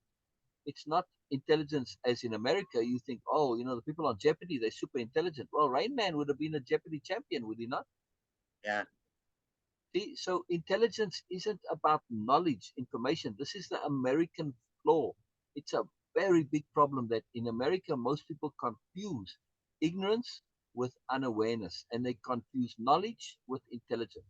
Like all those guys had lots of general information, but are they necessarily intelligent? Not always. Yes, they can be, and they can go together as well, right? And some of the Right. Jeopardy questions are set up in such a way that you can actually calculate the answer, right? And the answer is inherent in the question. You can figure it out. So they do test for intelligence, not just knowledge. But nonetheless, my point is with people in that survival mode, they generally have pretty good character. They tough. They're not full of shit and nonsense. It's not like pampering and pandering. They're not squeamish, so they can handle the unexpected. Whereas people who grow up in pampered environments, like in the city, they know only their little bubble and they can't adapt to anything else. That's why the culture shock works the other way around. Okay, so we're not talking about knowledgeable people. We're just talking about, are we talking about classes of people? Well, we're talking really about character, because not everybody in the city is crappy in terms of being self-indulgent and petty and concerned about fashion and all this. And Some people not all people of status are that way either. exactly. But on the reverse side, people in the pre-tech, I call them pre-technological, not primitive, right? Because I've got a really profound story, I'll tell you in a moment, about the sophistication there. So in that pre-technological environment, where your survival is dependent on your character, if you got bad character, you don't last very long. You either die or get killed, because you're sloppy, you're careless, you're not paying attention, or the tribe will have nothing to do with you. They'll ask you and say, "We're not going to support you, you lazy ass shit. You want to just kind of feed off of us. No, not going to happen, right?" So there's no room for craftiness. So you've got generally a higher level of good character that you have. Plus, the ability to adapt is part of your survival necessity when you're living in the jungle or in the desert, right? Your ability to adapt is absolutely crucial. And the ability to be ruthless is also a crucial skill, right? I'm hungry. I gotta slit that deer's throat. I can't be all, oh, you poor little thing. See my point? There you go. Cut its throat, end of story. So when we lived in the desert, right? There were sheep there, and because the shepherd, long story, but anyway, so the shepherd came and he brought the sheep to where we were, because they move the sheep around because they can't graze very long on ones, because it's desert. There's not much grazing, right? It's like you need 200 acres per sheep per year. One sheep, 200 acres, right? It's a lot. It's a lot of area. So because it's so sparse, the grazing. Anyway, so I said, you know what? We were living on rice at that time. Very long, wonderful story. This very magical story. I said, well, yeah, the sheep are, and okay, the sheep don't belong to me. They're my father's sheep, but you know what? if I take one of his sheep, I'm sure he's not going to mind too much, right? Wouldn't mind some meat. So I said, but I'm not going to ask the shepherd to catch the sheep for me. I want to see if I can do this of my own accord. Right? Just me, and can I catch a sheep? Right? So I had some skills that I learned from catching foals. Now, a foal is a very different animal to a sheep, right? Sheep, yes, they can run, and they can run probably about as fast as I could run at that time, you know, very close, maybe slightly faster. They're not, but foals, forget about catching a foal once it takes off, right? I mean, there's no chance, right? But when I worked on the horse farm, we had to bring the foals in at night, right? Now the foals are semi-tame because the mares, they allow you to bring them in and you can touch them always. But the foals, they still know you. They don't want to know your business, right? And of course, they're also naughty because they're just teenagers. They're young kids, right? The foals are roughly the equivalent of 7, 8, 9 years old, that age, right? So of course, when you try to catch them, this is a great big game. Yeah. So I said, well, all right, you little bastards, I'm not going to, because what they would do is, and the laborers on the farm, the workers, they would just chase them, run away, chase them, run away. The foals get tired eventually and, okay, they sort of give up. I said, oh, well, this game, this sucks. I got to find a better way to do it. I said, right, we'll use strategy, we'll use psychology. See where my discernment and dissection of things comes in handy. You think about it. So I said, okay. So what I did was I would get them into a corner of the paddock, right? With the fencing, right? It's kind of wooden fencing because you can't have barbed wire. The horses will cut themselves. They rip their skin to shreds on the barbed wire. It's quite amazing. So anyway, so I get them into the corner, right? And now I approach kind of on the 45-degree line, yes, with a foal in the corner. But I'm watching the foal. If they start to go towards the left, I go to the left. But you got to watch very closely, right? You see them start, and they haven't made the decision yet. And I will go just before they make the decision, and they say, "Oh, I'm going to go that way," and then they give up going to the left, right? And then they'll watch you again, and then they say, "Okay, let me try the right." And that moment when they say, "Let me maybe try the right," I go to the right before them, right? And then they're going to give up. So of course, if they follow through, there's no way I can catch them because I'm too far away, right? Even if I cut across, right, they'll get past me. But they don't know that. They just see me. Oh, I'm going to block them, and they believe this. And so I would keep doing this, and eventually I get closer and closer, and I would catch them, and here we go. Isn't that interesting? So, Mhm. so the psychology of it. So I forget why I brought this point up now. Anyway, You're catching the so lamb. about the sheep. Oh, about the sheep. So I said, you know what? I want to see if I can catch a sheep myself. And also, I felt just like, from a point of view, if I'm going to eat the sheep, I feel it's sort of, like honoring the sheep to catch it myself. Yes, make sense? Okay. So I did the same thing with the sheep. It was a hell of a lot easier with the sheep to catch the sheep. Eventually I just walked. When I got fairly close, when I got to about within 10 meters, I guess, 20 feet, somewhere like that, the sheep just gave up. Just completely gave up. Just stood stock still. I put my hand in its wool, and I let it back down to where the shepherd was. And then I said to the shepherd, "Look, would you please slaughter the sheep? Because I could do it, and I more or less know how. I'd seen it done before when I was very young. I saw it done.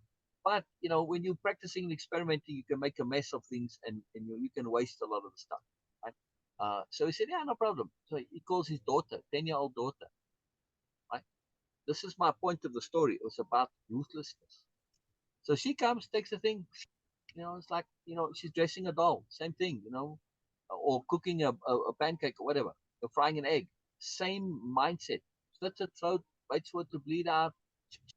10 minutes later, sheep is slaughtered and skinned. Mm.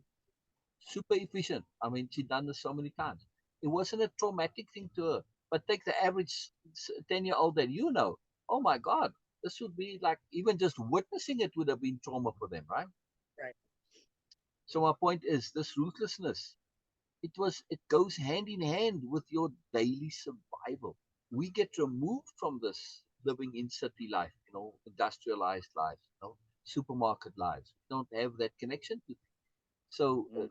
that's why the point I'm making, in the bigger point, is why culture shock is the other way around. Usually, it goes from the technological to the pre-technology. When you got to go live in the jungle, and say, and you're living with these people, and they say, all right, well, we need to eat, and say, yeah, fine, okay, it's your turn to slaughter the sheep or the deer or whatever.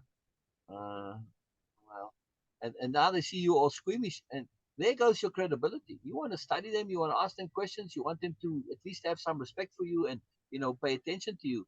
If you're not going to slaughter the sheep or whatever, they're not going to have any respect for you whatsoever, and you can forget about your questions now. They're just going to ignore you, right? And you won't be able to really live with them unless you're going to bring stuff from the outside. You won't be a part of the tribe. You'll be ostracized. So very difficult. And a lot of those anthropologists really, really, really struggled with this stuff, right? Not just the slaughtering part, just general survival, right?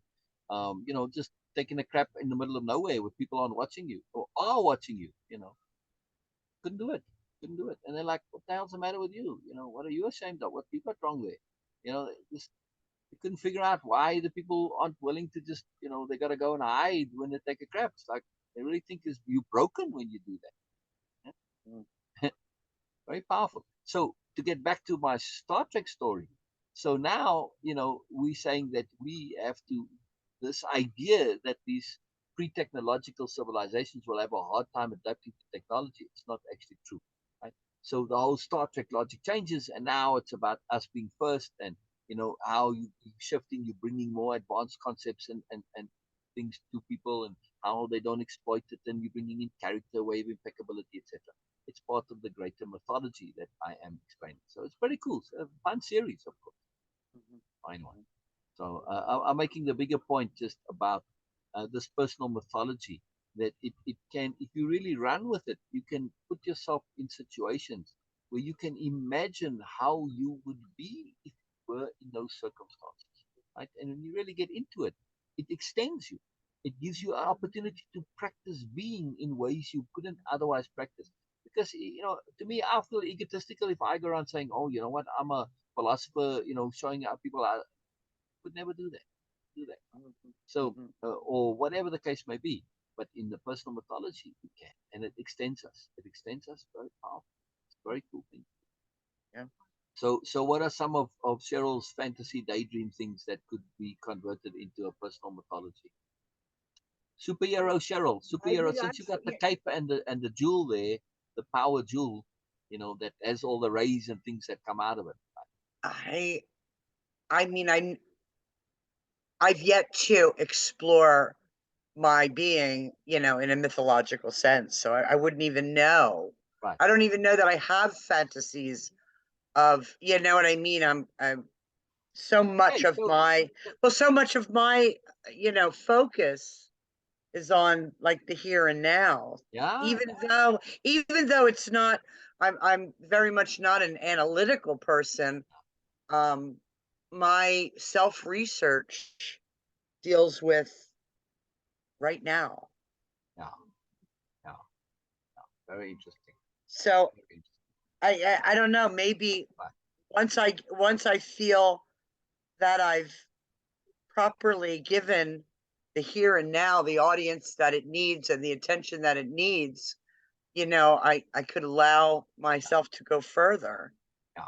But here's the thing though, when we understand this, this idea of self-conception, because this is what it really boils down to, yes, is the self-conception change. That when we truly update and refine and have a deliberate self-conception, yeah. In other words, for me, as a spirit warrior, yeah, one of the or as a life detective, Beena, power learner. You don't have to have one; you can have many, right? I got many self, but let's just take the self-conception of a life detective. Of a what? A life detective. Okay. Another one of the sessions that I really would love to do with you. It's a very powerful session. As a matter of fact, let's go and do it right now. Okay. Do it right now. It's called the Life Detective and Trust. Very, very cool session. And I think it's fairly close to where we were anyway. You know? It may even have been the next one that we needed. But this is very powerful stuff. You'll see why in a moment. Okay. I'm getting there, Cheryl. Just waiting. Computer, it's a little slow. Because I got that BlueStacks up because of the offer up thing that I have to do through BlueStacks. Anyway. Oh yeah. That reminds me. I do want to send you that that thing, and you just send the code back to me. Is that all right, Okay, Cheryl?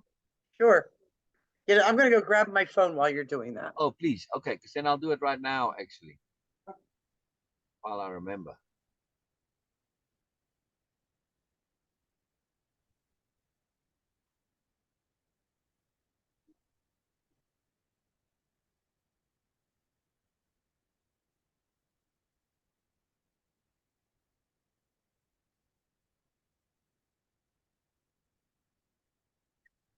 Let me see. I saved your number once upon a time just so I have it in case I ever It's need to okay. I'll call give it you. to you. What's that?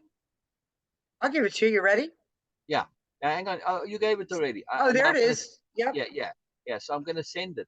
Well, yeah, the other last time, and I said, well, you know what? I don't have your phone number because I never use the phone. But it's always good to have, in case things break down, you know, like the internet goes down. All right, I don't have cell service.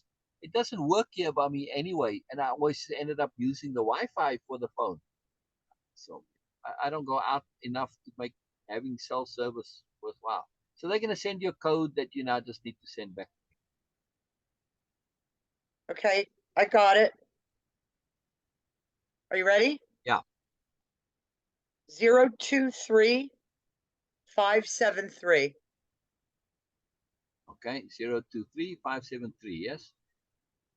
Yes. All right. Very fine.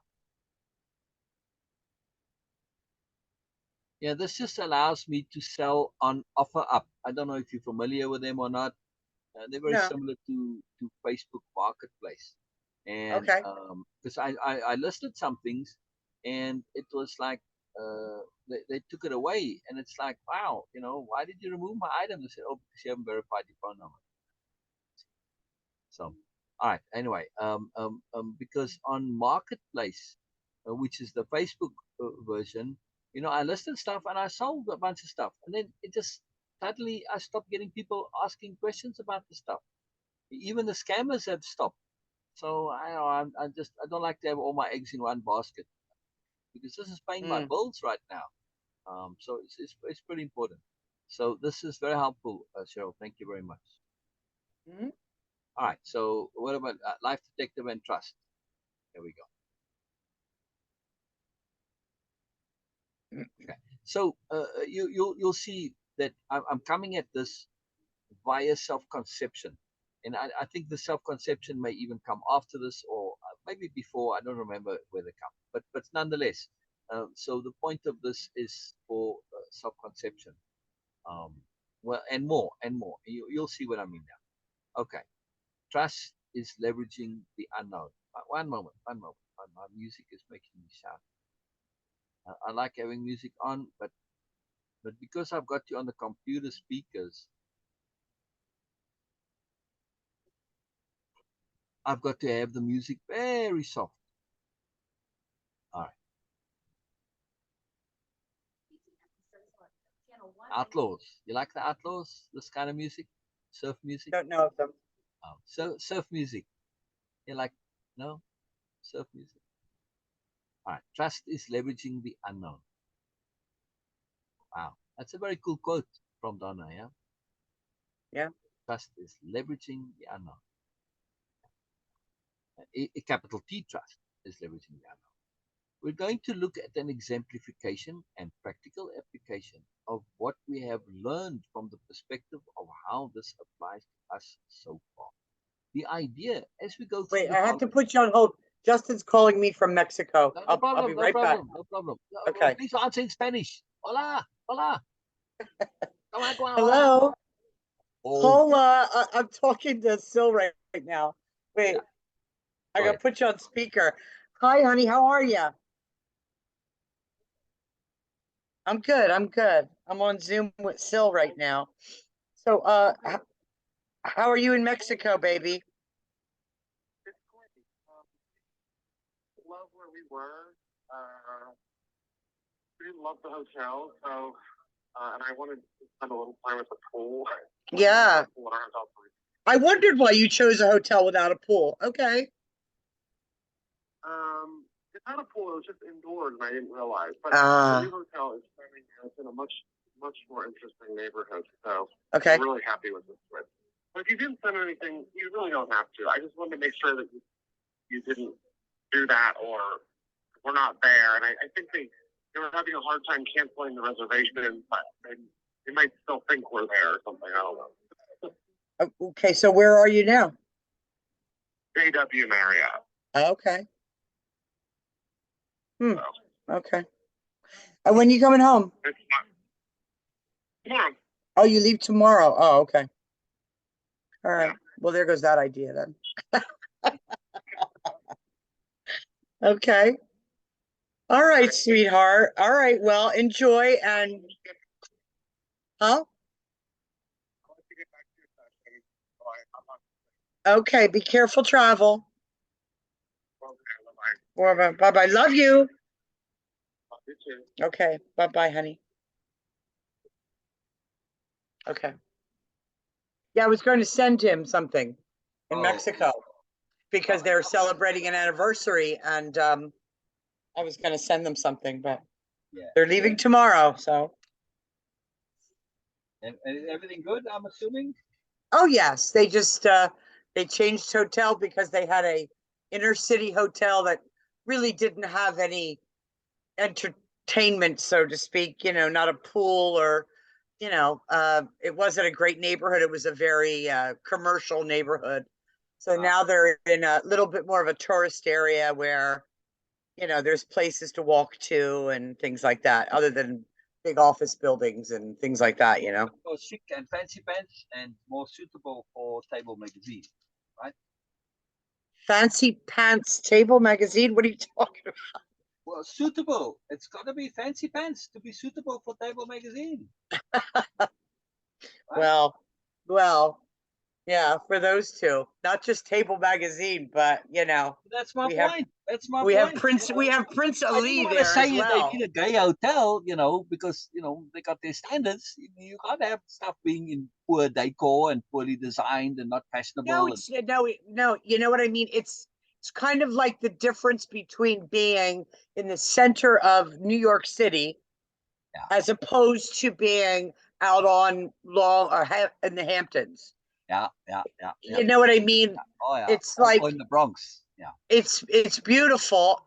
It's a beautiful hotel, but it's sitting next door to a Yeah. tech company, and on the other side is a bank, and there's really nothing to see and do. I think that's what he was trying to tell me. Yeah, I was curious when I saw the hotel. I thought, like, it's like a Midtown Manhattan hotel. What are you going to do there? It's like the business district. Interesting. Yeah. No, that will not do. That's contrary to the image. Yes.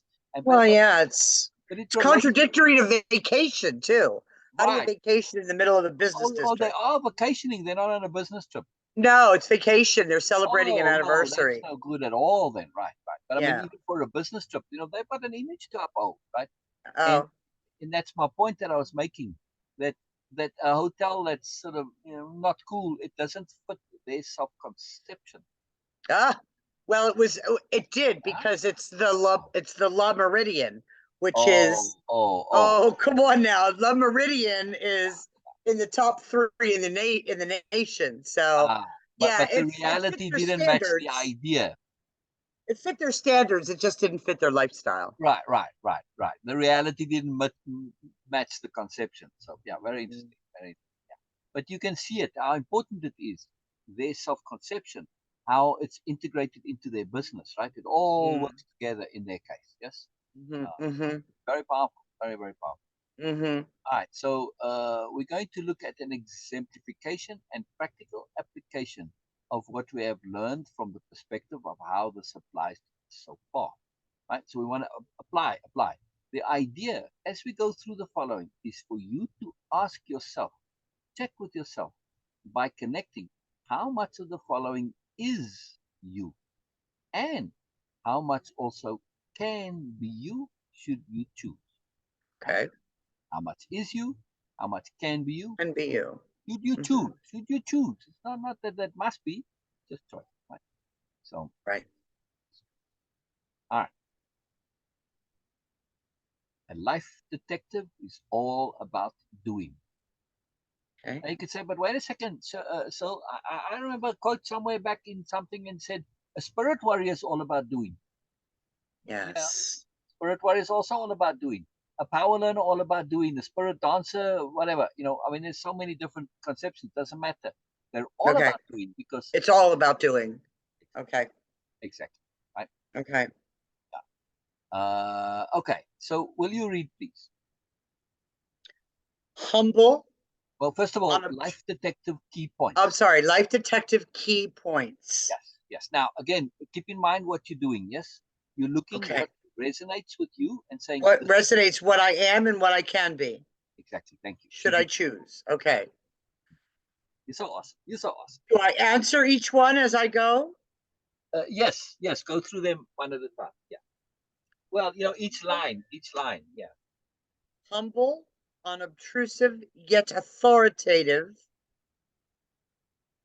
Um, hmm, I'm laughing from back here at the pause. yeah. Humble, unobtrusive, yet authoritative. I'd have to say no. I really, I don't connect with that. Um, humble has always been just like an ego thing to me. I'm sorry. I mean, it's completely in my world, um, completely transferred in its conventional meaning, because I believe a lot of humility is worn like a crown, and it just seems like ego to me. I'm so humble. Oh, good for you.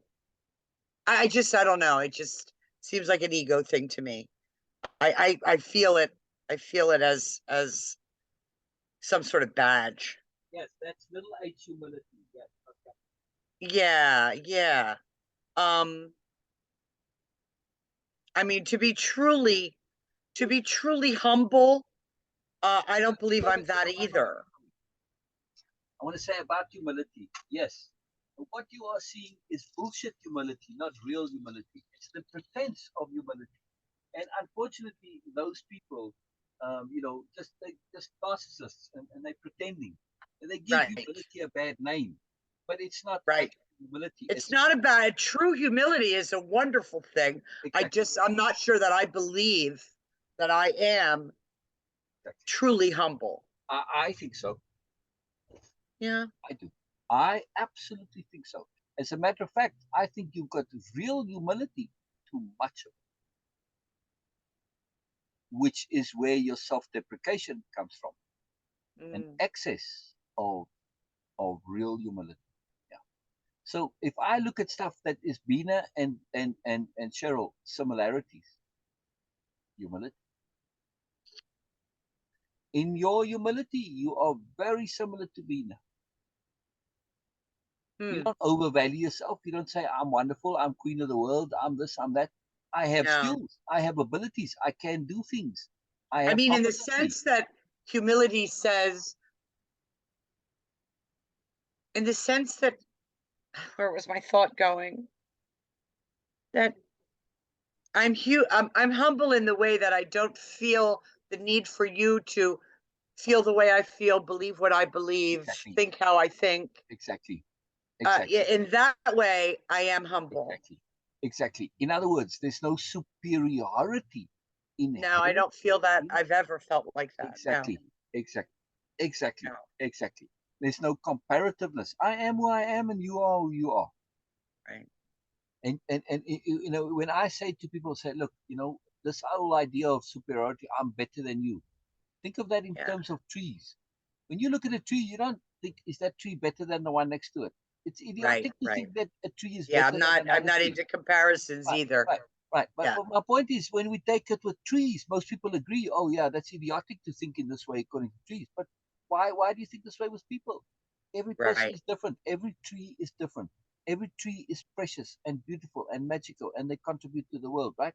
Every single tree. Every single tree contributes. Yeah, same with people, right? Yeah, So this is it. There's no better or worse trees. They are what they are, right? Same with people. But this is your deeper understanding. All I'm doing is I'm just, elucidating. I'm just saying it, what you feel inside, Yeah. right? So that's my Yeah. point. You have the humility of a tree. Yeah. Yeah. So really, it's not just, am I this or can I be, or maybe we need to add, do I recognize this in myself? Correct. That was in there. Correct. That was in Yeah. there. Say, do you Yeah. recognize? Okay. I think that's So, actually, I might even have used those exact um, words there somewhere. But yeah. yeah. So You humble. connect. Okay. Yes. Unobtrusive. No, Yes. no, No, I'm not unobtrusive. no, hell no. Where do you go where people don't notice you? What? Where do you ever go where people don't notice you?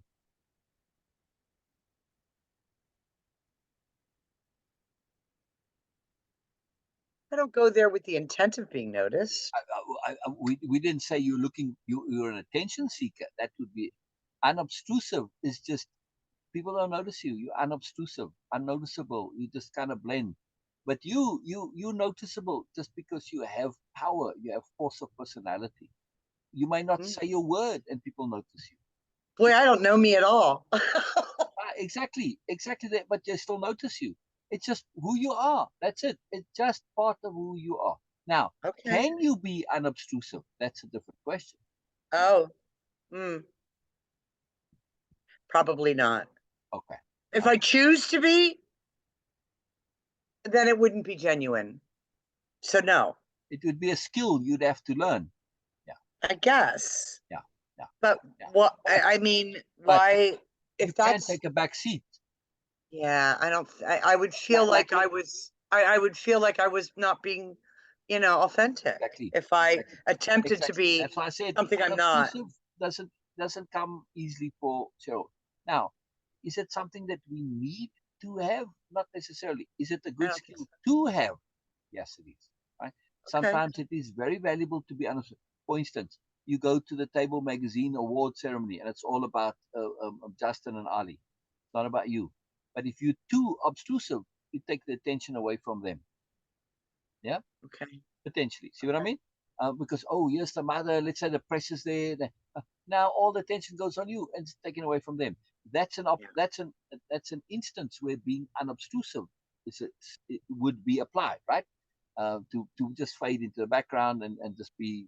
You're right, because I just started using my last name in Table Magazine. I didn't want anybody to know I was his mother. Oh, good. So what are you there? Cheryl Unobtrusive. Mongolian? What?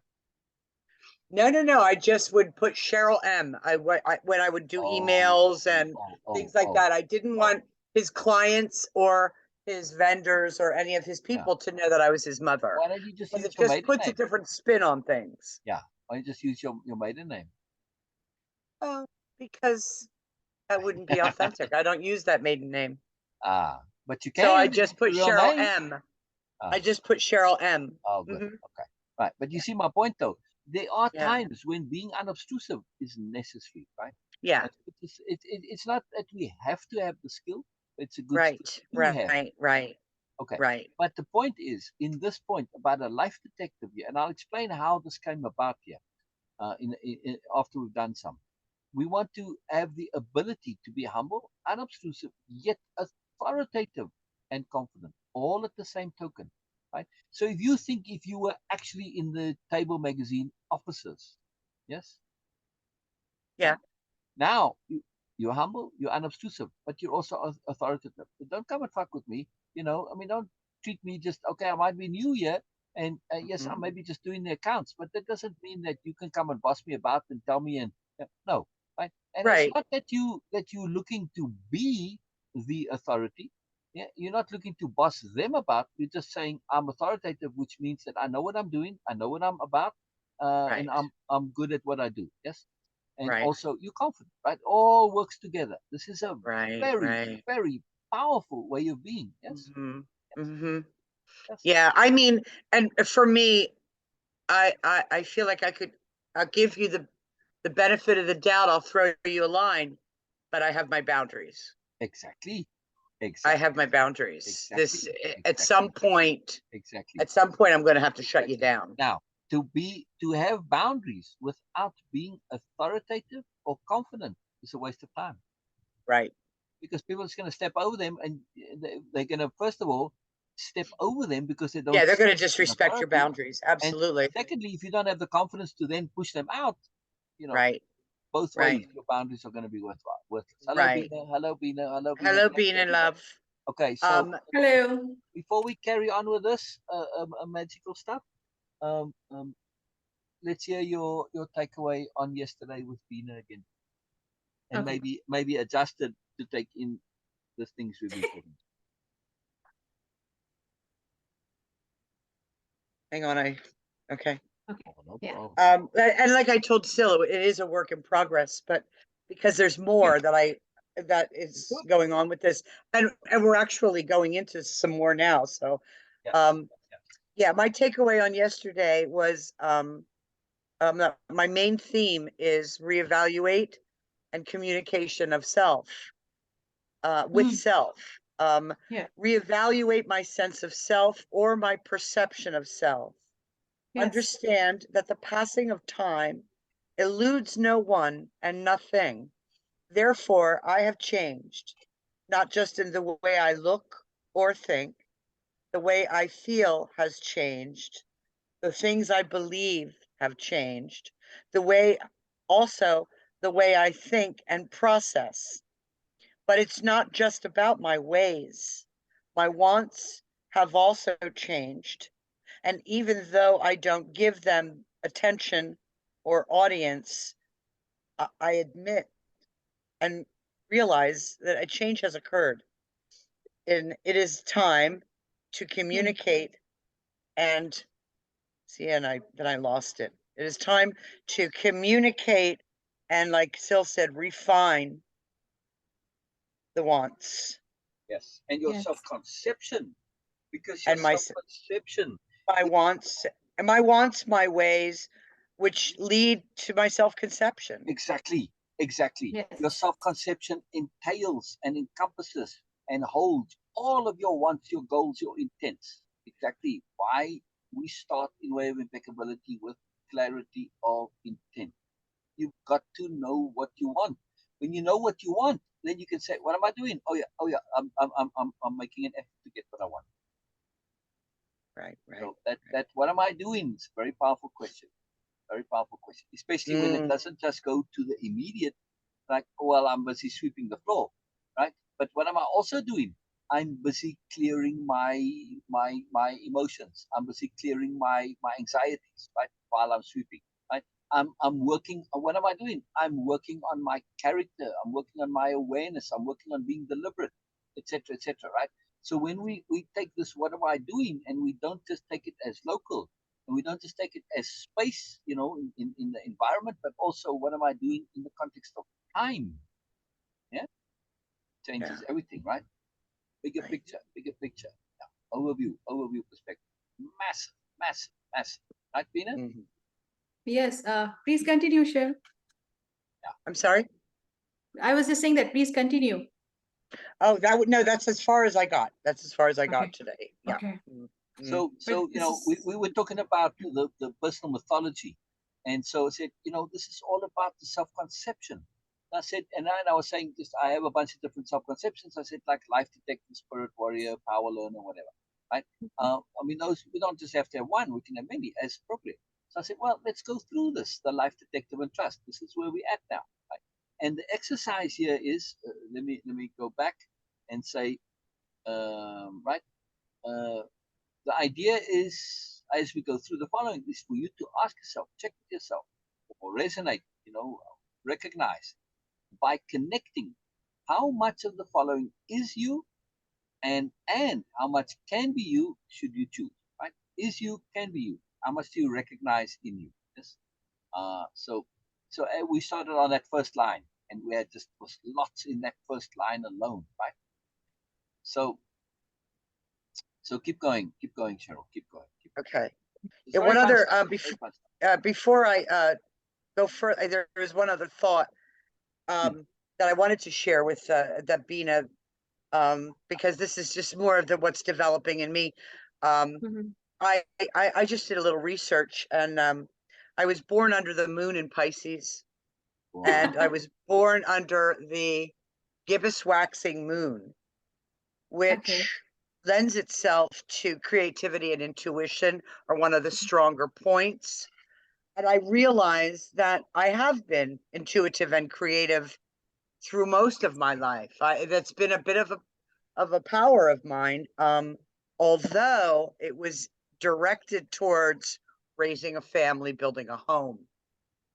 Hmm. And now that that's kind of behind me, I still have a home and a family, but I need to redirect the Yeah. creativity and This is- the, yeah, Super interesting. Super interesting. And you are Libra, I guess. Yes. yes. Okay, so Libra and Pisces moon, and now we are having the most powerful Pisces moon. Okay, so moon, about moon, as you know a bit about that. So it is first, it is about women. It influenced women mostly and more strongly. You can say that, or anyone with the feminine energy. It influenced them more very directly and more strongly. We can say that. So whenever moon is changing some sign after every 2.25 day, they feel that change in their mood, in their emotions, in the intensity of their emotions. People who are ruled by moon, they also feel they're like this.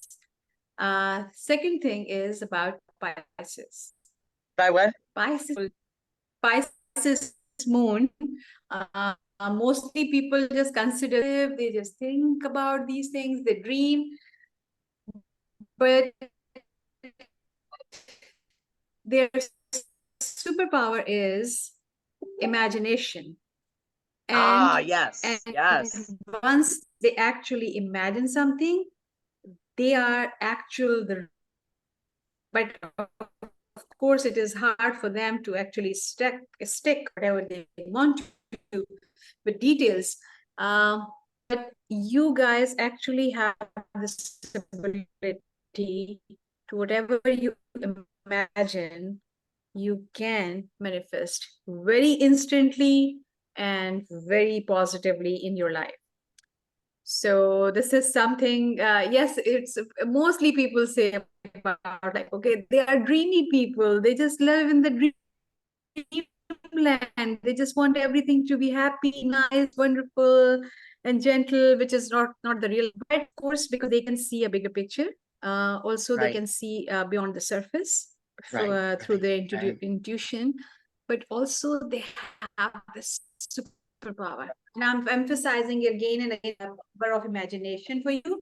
Will feel convinced enough that your self-conceptions are actually in alignment with, you can be whoever you want to be. Mm. Okay. Wonderful. This is the power. You can use it. My sister, who actually she born on 21st of February, and in her chart she has very strong Pisces. She can continue her dreams. Okay, during the night, and she okay, I have a dream, and then can you hear me? Oh, yeah, okay, yeah. Mhm. And she can go back to Lost my sleep and connection continue the again. dream? Yeah, Okay. Wow. yeah, Okay. yeah, Yes.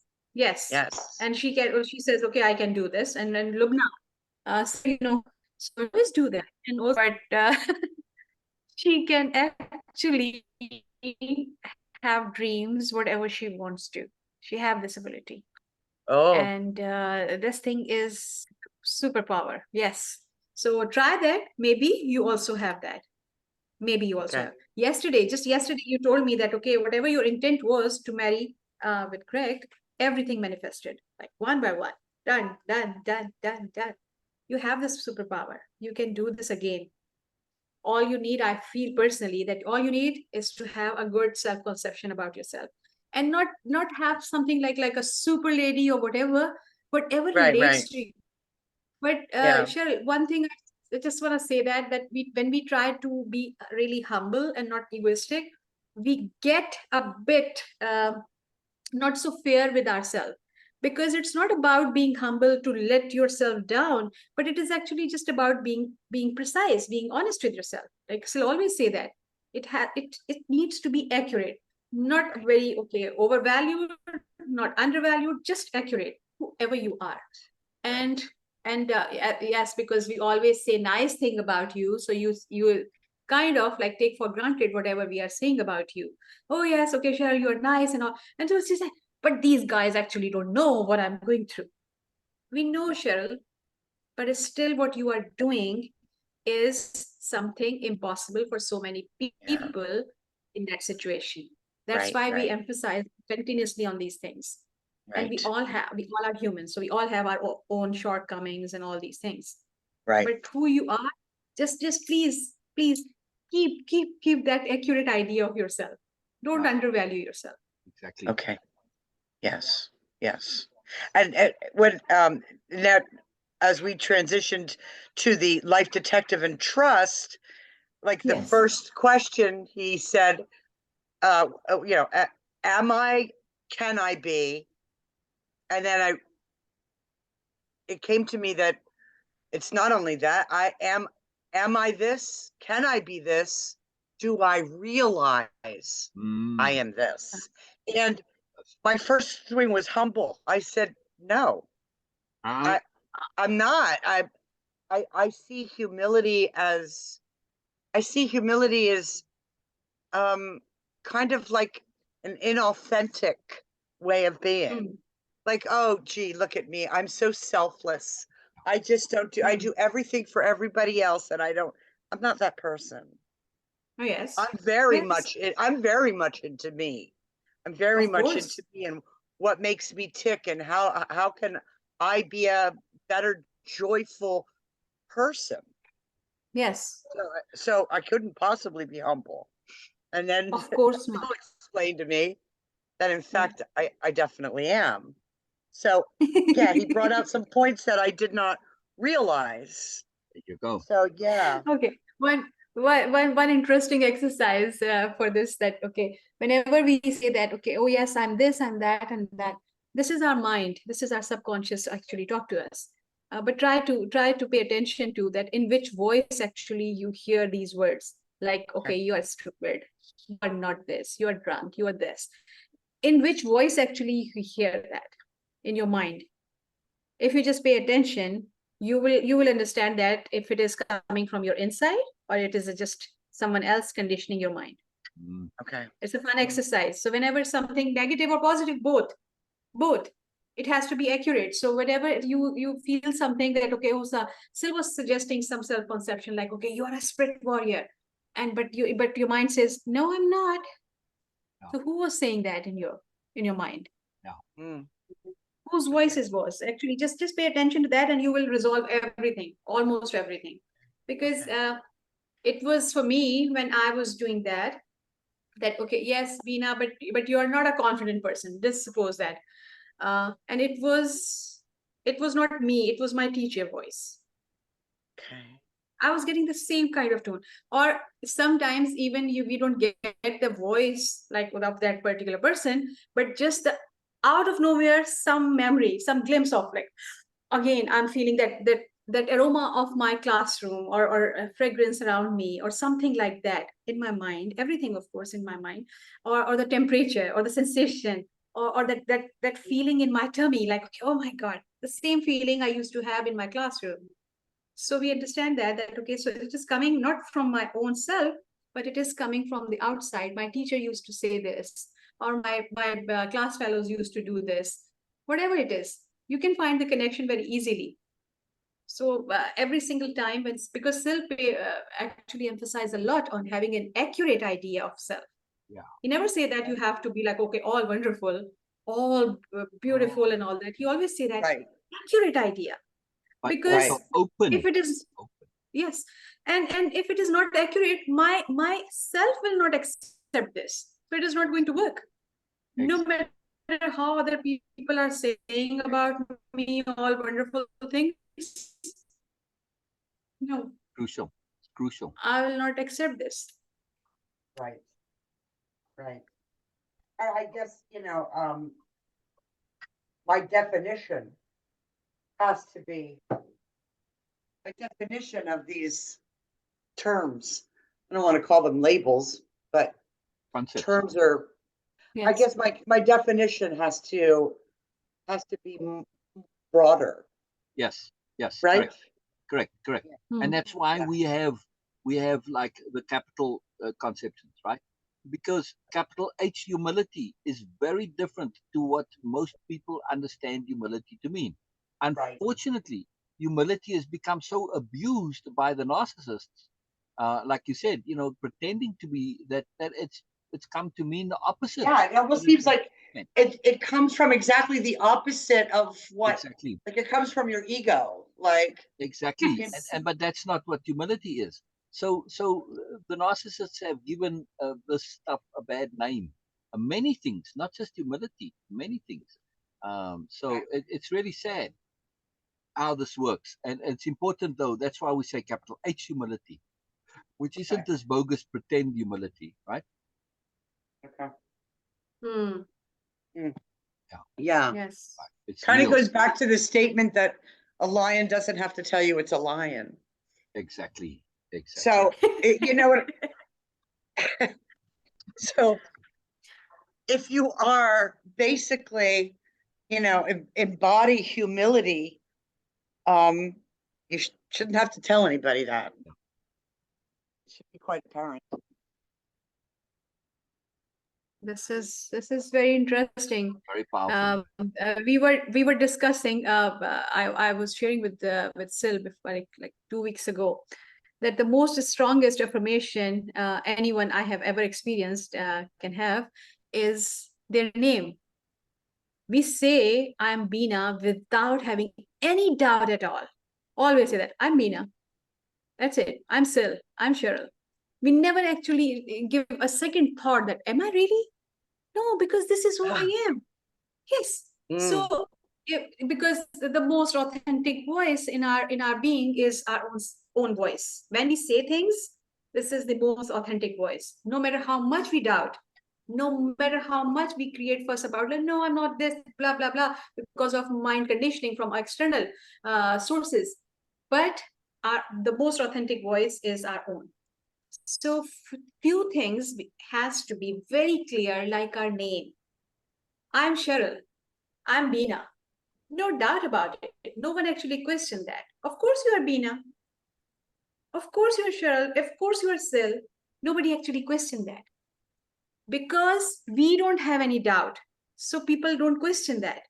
If I say I'm Beena, if I have some resistance in my mind, they will catch that and they will start questioning that. So when we say that I'm a good person, because we don't believe that, so people question that.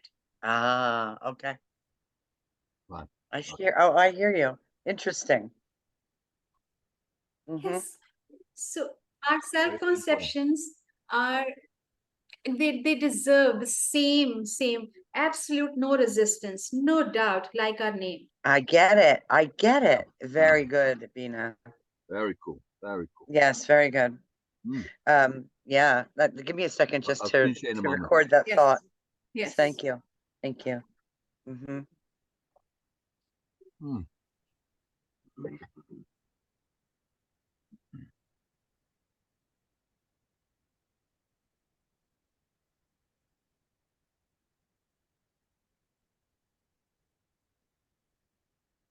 Okay.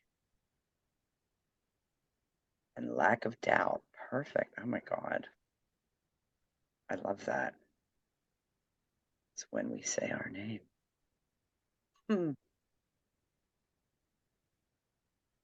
Okay. That's wonderful. Okay. Cool. Yes. Yes. Yeah. Brilliant. Let's continue. So this is the idea, and that's and of course, as any honest person, we will not accept as like our name any self-conception which is not actually accurate or honest. So Okay. that's why when you say that, laugh like sarcastically that okay, cleaning lady. And I said, why not? Okay, yes, I'm cleaning because just being me actually trigger a lot of nonsense in other people, and they start putting out. I am a cleaning lady. Yes, I am. So whenever I'm going to be around them and be myself, it will start triggering inside whatever nonsense they have and hiding it. It will come out like, and then they will start pouring it out. So I am a cleaning lady, and this is what you do. Sometimes you're just your presence actually triggers a lot of things in other people, and they start putting it out. Oh yes, you are this, you are that. It is their own insecurities. Mm. Now, also, we didn't get to a very, very powerful part of that, Just- being a cleaning lady. You cleaning yourself, your own house, are you not? Yes. Exactly. Yeah. And in that Every sense, day so am I'm I. cleaning. Yes. I'm cleaning my own house. Exactly. Yes, it's been a journey. It has been my journey to clean my own house. Exactly. Yes. Exactly. Mm-hmm. I do mention this. I use this analogy quite often in my moon text that we all have two homes. Once we live actually physically, and once which is inside. We have created for our inner child, for ourselves. So Right. yes, you are cleaning both of your houses. Yes. Yes.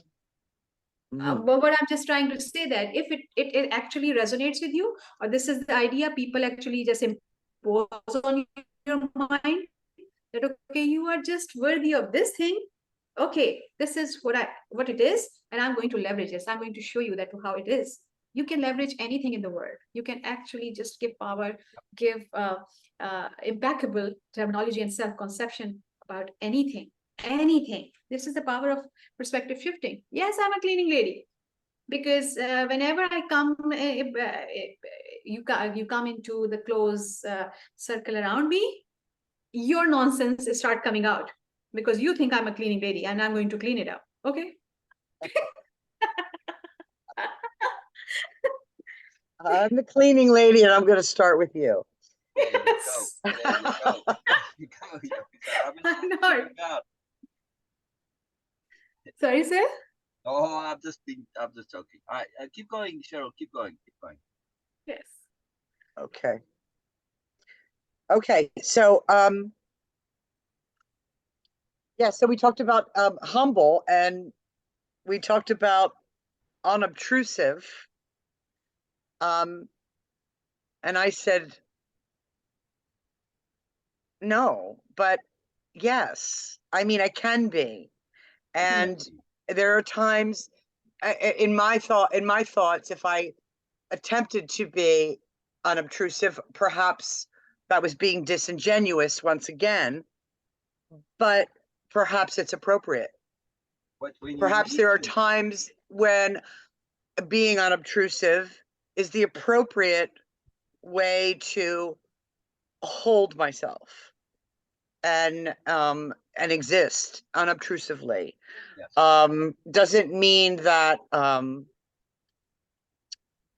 it doesn't mean that I'm being disingenuous. It's really, and we were talking about um, the fact that I've been working with Table Magazine with my son as the president of the company. I haven't used my last name until just recently, because I didn't want the mom thing yeah, to override any of the, business that was taking place. Um, so now I've just started to use Cheryl Mateus. Before that, it was Cheryl M. And in that case, in the beginning, the company was just beginning. I didn't want people to kind of like disrespect my son because his mommy works for him. exactly. Oh, So yeah, so being unobtrusive, being slightly invisible, um, being someone who didn't stand out was appropriate. It wasn't disingenuous, it was appropriate. hmm. So I guess, for me, I'm like redefining within myself um how these words apply to me, how these, ways of being apply to Hmm. me. Yeah. Yeah, I have to like redefine that because Exactly. Yes. um That's the you know, power I of what we do. you know, I have this like, you know, that's a big part of way of impeccability Exactly. is It's huge. to be open to all Exactly. these different perspectives Exactly. of the same thing. It's huge, huge, huge, huge, because we use words and concepts, but we don't really think them through. And because we don't think them through, especially not to the end, we tend to Yeah. use them inappropriately, inaccurately, and they don't really mean anything, because inside our brains, it's this vague thing. It doesn't really mean anything. But now Yeah. that we've defined humble and we've That's got right. a grasp on it, it can be used. Yeah. It And becomes a it's power. abandoning these simple definitions, Exactly, to make them into conceptions. conceptions. Exactly. A definition is Yeah. usually very tight and narrow and boxy. Right, right, Conception right, is open, right, connected. Right, exactly. right, So right. humility, the concept now goes into your addition of power, because true humility is, again, it's that treeness. It's treenessing. It's being tree, right?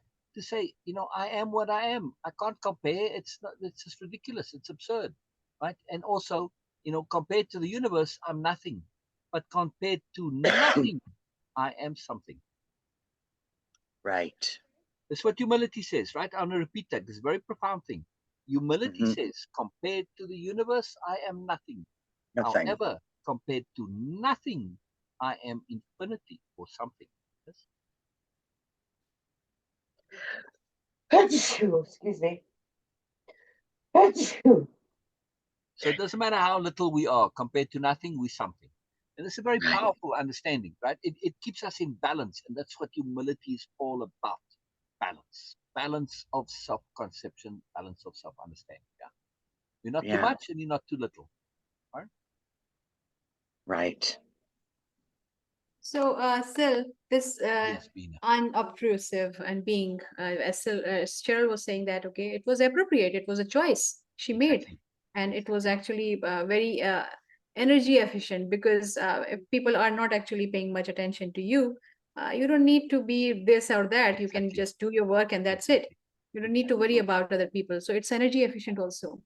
It Right. is. Right. I feel that, okay, it is exactly like in nature, that birds, insects, and animals, they do have this ability to adapt according to Exactly. the climate, They have and to. they do change their appearance. Okay, Exactly. therefore Mhm. sometimes fur, feathers, whatever they want to, and they do have this camouflage thing. But as human, we don't want to do that, because Yeah. we have this messed up idea that we have to be like a lion and always face everything. What about Right. appropriateness?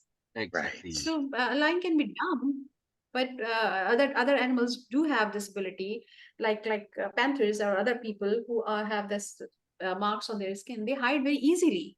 Yeah. So it's Right. energy efficient also.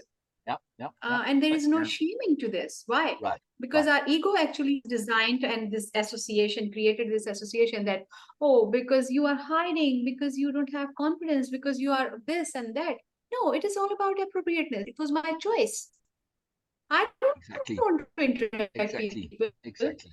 So Throughout I said, my life, go. just ask Sil, because he know the whole story. So I was trying to be like that. Yeah. I was Right. super annoyed with this thing that when people were giving me attention, and I was just picked up by so many people, I was really, really irritated by that.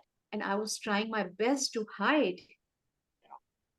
Right. So Right. Beena, I said, with unobtrusive, I said, nope, sorry, Cheryl, you Yeah, could, because I said but not unobtrusive, yes, because I kind of envisioned ob, obtrusiveness as like, blasting into a room saying, "Here I am," yeah, yeah, and yeah, so I thought to myself, I'm more unobtrusive, and but still not said, really, not "No, really. In other no, words, you're Cheryl, not." if you think back to your school and college days, yes, were you ever Yeah, a wallflower? no, No, no, mm-mm, never, never. And no. this is just who you I are. was more like pulling wallflowers off the wall. Exactly, That was exactly. me. So I was always everybody, the right, in the school, they yeah. all knew Cheryl. They all knew who Cheryl was. Whether they Hmm. were your friend or not, they all knew who you were. Right? And this is Yeah, it. You go to a new job. Before a week's out, everybody knows who Cheryl is. You Yeah. can't help it. It's who you are. Yeah. Beena also is not Mhm. unobtrusive. Yeah. You might say, wow, but Beena's got like, she's very different to me. You know, she's kind of soft and gentle and gracious and sophisticated and stylish, but she's not unobtrusive. Beena is always noticed, especially by celebrities Yeah. and power Yeah. people. They Always. all notice her. They come like they talk to her like they've known her forever. And Yeah. like the other people are like, where do you know them from? I never met them before today. Yeah. Right, Beena? You know, Yes. It's amazing. last summer I had a class reunion. Now I've been out of school for about 30 some years. And we had a class reunion. And I was amazed at how many people, I even heard them say it. Where's Cheryl Principato? Is she here? Where's Cheryl? Cheryl's got to be here, right? And they would come up to me, and I didn't even have like close relationships with these people.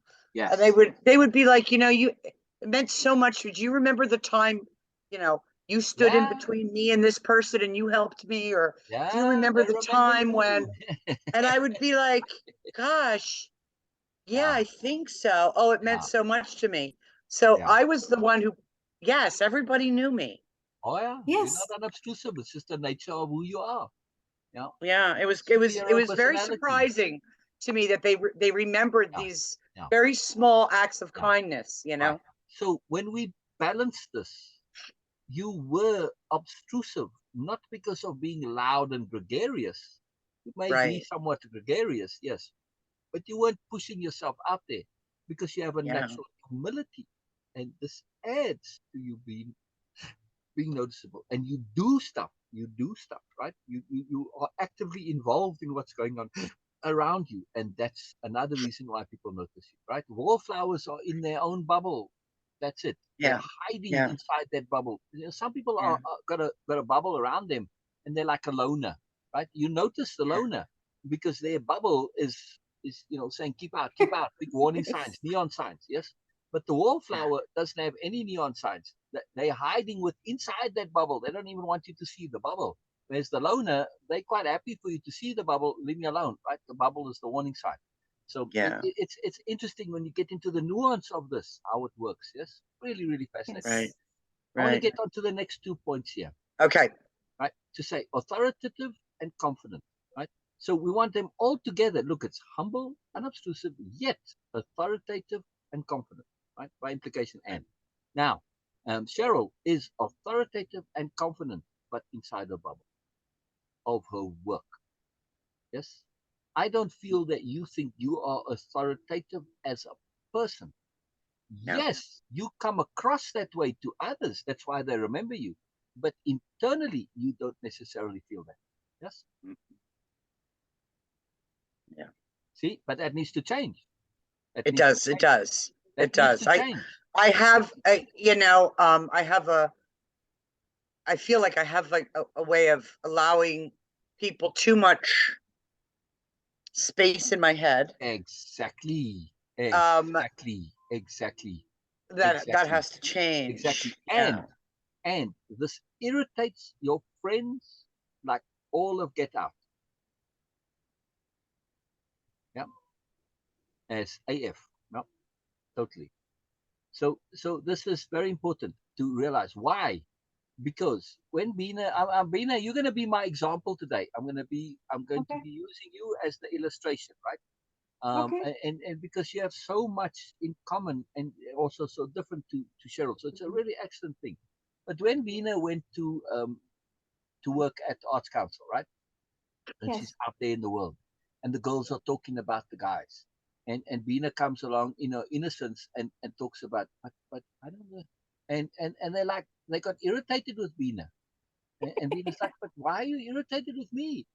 Because if you have the ability to attract men and you don't use it, this is like the worst crime to the girls, to whom the only thing that they can think is, how do I get a man? How do I get a man? How do I get a man? Right? This is their whole world. Right? This is every single thought that goes through their thing is, what do I do to get married? Right? This is their whole life. Right, Beena? So Beena Yes. comes along and like she's in her own bubble here and doesn't care two hoots about it. But of course, from their point of view, Beena has the ability to get whoever she wants. But the fact that she doesn't use it, this annoys the hell out of it. right? Oh, Yes. Bothers like them. like you're wasting your talent. Exactly, Yes. exactly, exactly. And it really bothered them big time, right? And they can resent you for this because they almost see it as a kind of an arrogance. It wasn't arrogance, it was just pure innocence, but they couldn't comprehend.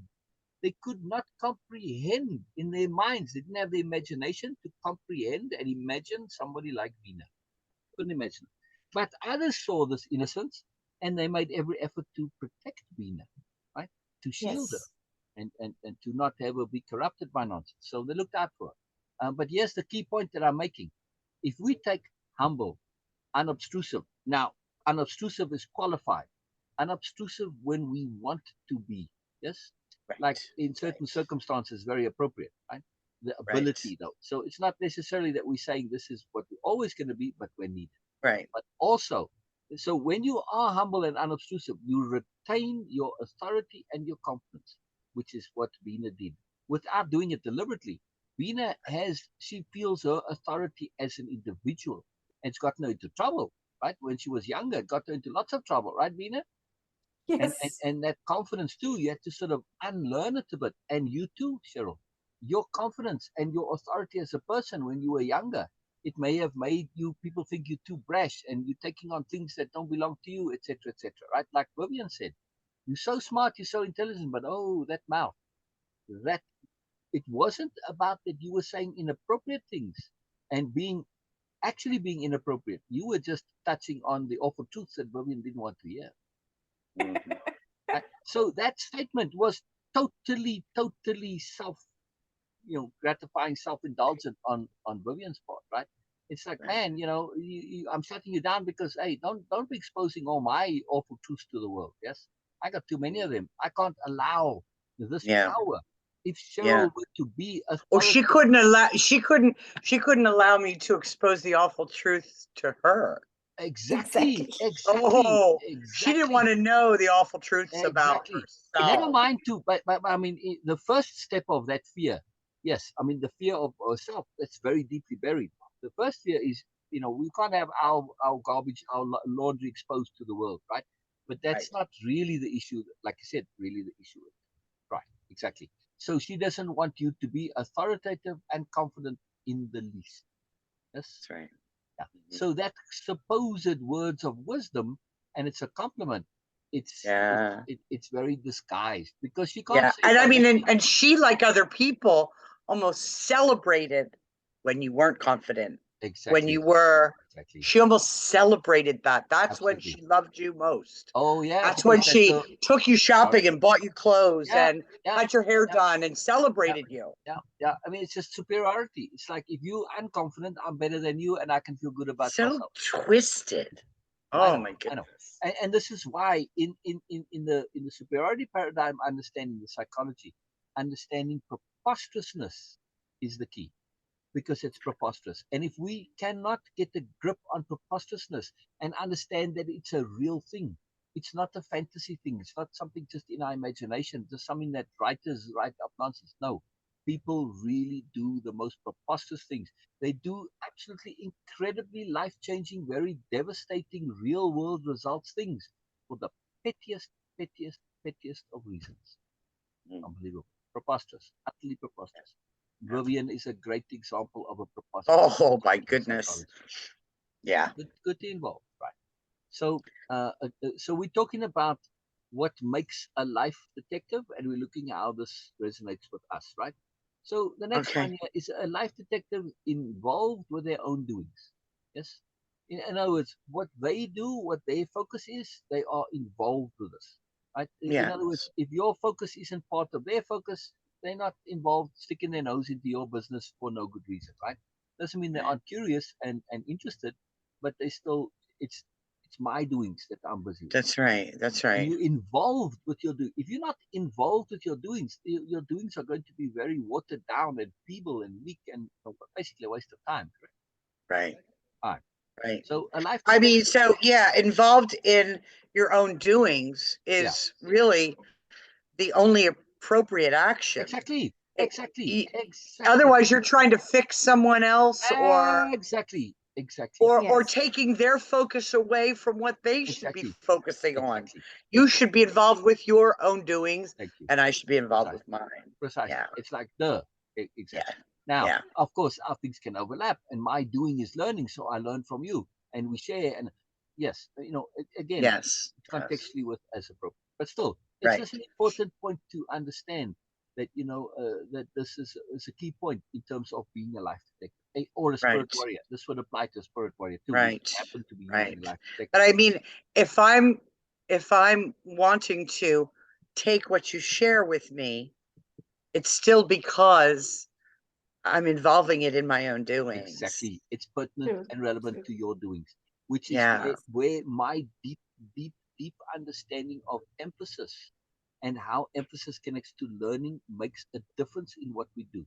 Because I Okay. make every effort to make my sharing connect to your doing, and thereby it becomes pertinent and relevant to you, and it becomes automatically extra emphasized in your brain. Yes? Right. And you Right. change. Right. So simply through this process of appropriate sharing that is contextually appropriate to you in the moment, in other words, pertinence and Right. relevance, I am engaging and implementing inadvertent learning, automatic learning. Right. I'm very And serious. I feel as though too, even if, like, I'm going to use Beena again too. Yeah, good. We Even if, our subject even today. if, even No, if yes. Beena shares something without just because she feels the need to share something. I need to get this out. This is really heavy on my mind, and I want to Yes. get this out, and it has nothing to do with my doing, and Yeah. yet it does. Exactly. Exactly. And yet it does. Exactly. Yes. Exactly. Because there's always something in there amongst us that Exactly. It's we common. align with. It was you said Exactly. it yesterday, because it's our alignment. Exactly. Yes. It may have started out as having nothing to do with Cheryl whatsoever, yet Yes. Cheryl found something in there that she aligned with, that she can use, Exactly. Yes. that is helpful to Yeah. me. Yes. Intuitive commonality. We Yes. have a commonality, but we don't always see it. But our intuition does, and our intuition allows us to make that leap and connect to that commonality. Right. Very powerful. Yes. Exactly. All right. A life detective is also outside the system. Cheryl always been outside the system. Yeah. It's very powerful, and to Yeah. recognize it as a positive, not as a Yeah, negative. right? Because This is the key. I kind of go both ways on that. Yeah. So to recognize it, that just because I'm outside the system doesn't mean that I cannot be in the system and know how to be appropriate inside the system. Absolutely. But I exist outside the system because the system is broken, it's flawed, it's problematic, right? So my realness comes from the ability to be outside the system. If the system was a cool system, like for instance on Nobelia, you would not be outside the system, but you would be wholly immersed in the system, In the because that system. is a system that allows for individuality and growth and moreness, etc. Right? It's an appropriate system. It's not a system that's trying to make you into a robot, right? And Beena, how do you connect with, are you outside the system? That's a great question. Many aspects, yes. Not entirely, but yes, many aspects of myself, yes. Great. Now, Beena is. See, now somebody might look at Beena and say she is in the system. She does the right thing all the time. Yes. And especially from the religion point of view, many misunderstand Beena and religion. Beena is a devout Muslim. Yeah. Not a practicing, a devout Muslim. Different. So, but still, the way Beena practices her particular connectivity there, it's very different to what most people understand the system to be. So, to me, she's doing it in the way the ideal of it is, not what the practicalness of it is. So, and Beena got into a lot of trouble again from being outside the system, simply through her awareness of not subscribing to hypocrisy, for instance. Yeah. and she would like, Yes. and this was a big deal. And people see that, of course, even if you don't say anything, they notice it. They see the awareness coming from you. Of course. Mhm. So, well, That the was a fact, question. yeah. That was a Well, also the question, fact that constant Veena's not question. married, right, Veena? Yes, this is again, it is my Outside the choice. system. Is Exactly. that it's a big deal. Exactly. Also, and not a big deal in the sense that okay, yes, they might accept that okay, yes, someone is not married, so it's a curse on her kind of thing. So they can okay, if she would be like okay, yes, really depressed and trying her best to get married and all these things, then it's okay. Then it's a normal. Then it's acceptable. But when someone is actually happy and completely chill and okay, not in any hurry or stress about this thing. This is completely anomalous in my culture. And they were like, okay, so Mm. she don't even care about this. So why she's not thinking about this? She is getting Mm. old and all these things. So they have all sort of ideas. Some people. How peculiar. Yes. How bizarre. How bizarre. Oh, I got some music for you. Hold on a second. Okay. Hold on a second. When you were saying you were born under the moon of Pisces, Yes. Yes. yes. Now, I was born under the moon of. I'm getting there. Getting there. Sorry. My computer's slow, so the timing is Right? Still, just check the rule of sentient today. Today is the Oh, day under of the moon of love. flat, Whoa, wait a second, Beena. flat jokes. Hold on, Beena.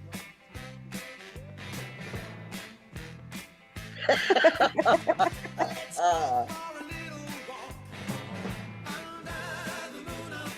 Hey, Under the moon of love. Okay. under the moon of love. I remember the song. I've never seen them.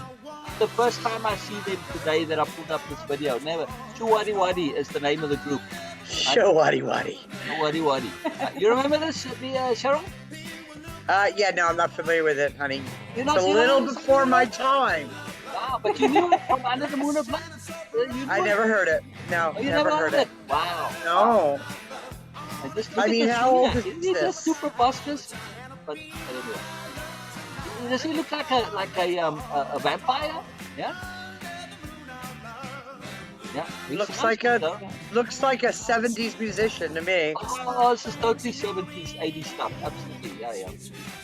70s. Yeah. Totally. Yeah, it's totally 70s stuff. But I Yeah, that's remember the song definitely Under 70s. the Moon of Love. It was a great song at the time, but when you see Oh, it was released in 1961. oh, That's the wow, day before I was born. wow, I didn't, Wow. well, first recorded, yeah, but I don't think Shawadi Wadi released it then. They must have released it later on. Under the Moon of Love is written by Tommy Boyce and the Kurds. And Curtis Lee. And Curtis Lee. Yeah. First recorded in 1961 by Curtis Lee. Yeah, but this was a redo of it then by Shawadi Wadi because it was definitely a new song. So at I'm the not time. sure when it was released by them. Yeah. Okay. Interesting. Anyway, so 1976. Okay. That's the song, right?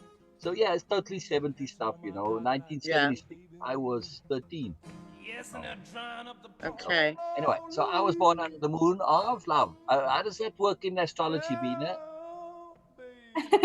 That's my question. Anyway, so but but this is very interesting because I have friends with a lot of experience, and they belong to their birthdays actually belong to almost all the possible decades from 30s till now.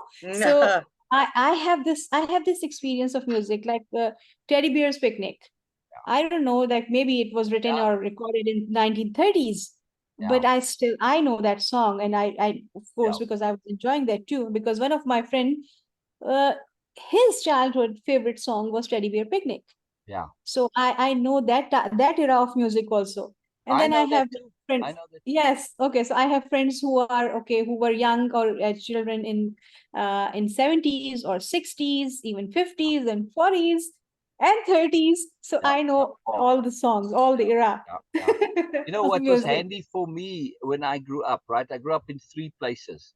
In the really tiny little town in the absolute middle of nowhere, right? Really very small town, desert, like Arizona, Nevada type of place. And then in a middle town in the wine district, and then in the city, but in the like extreme sophisticated end of the city. The last 2 years of my school was Beverly Hills 90210, right? Did you ever watch that show, Cheryl?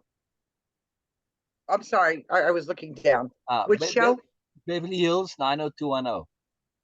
Oh yes. Oh Right. yes. But the I was a last 2 big years of fan. school, I went to that school. Right? Oh, did you? Oh yeah, absolutely. I mean, the equivalent of it, right? I mean, in the real world version, sophisticated, very wealthy. In the suburb that's very similar to Beverly Hills or Bel Air. So, anyway, Okay. so I had this extreme range from one end of the spectrum to the other. Furthermore, right, in that suburb that I live, this is Sea Point. It's like Manhattan by the sea, right? Manhattan and Malibu mixed together. That's what Sea Point is. Okay. The same thing, right? So very sophisticated. So now you're on the forefront of what's going on in the world and fashion and these fast cars and all this stuff, right? But also when I from the country, in the country everything was 2-3 decades behind. So that teddy bear's picnic, this was something that was when I was in the country, and this was part of the culture there.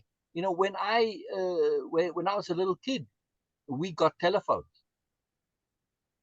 Let me repeat that.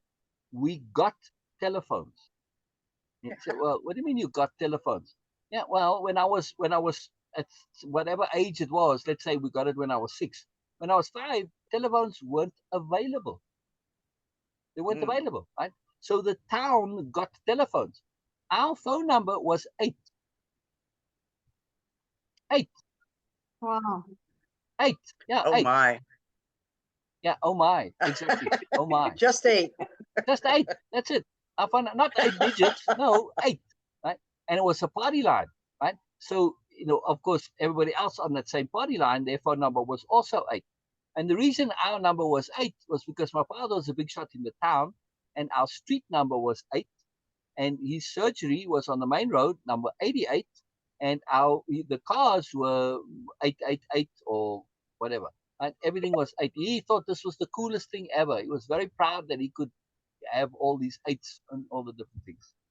Anyway, so we had party lines, and you'd pick up the line, and somebody rings, and a party line, for those of you who don't know they work, you get a ring. So like we would be 2 shorts and a long. So when the operator at the center, they would ring it, and they go tring tring tring. Okay, that's our number. But if it's just 2 shorts, well, that's Mrs. Jones. But now when you know that when you're listening and you pick up the phone, you say hello, and you hear this click, and it's Mrs. Jones. Is that you listening in again? Well, we wouldn't say that, but people Right, would right. listen in on your conversations. It was a big, Yeah. scandalous thing to do, but they would do it anyway. Well, Yeah. gossip. But anyway, so my point is that in America that was 3-4 decades earlier, right? I mean, probably Oh when did they yeah. have telephones? More than that, even. This was in the Yeah. 60s. Telephones in America, well, okay, it wasn't in the city they had telephones, right?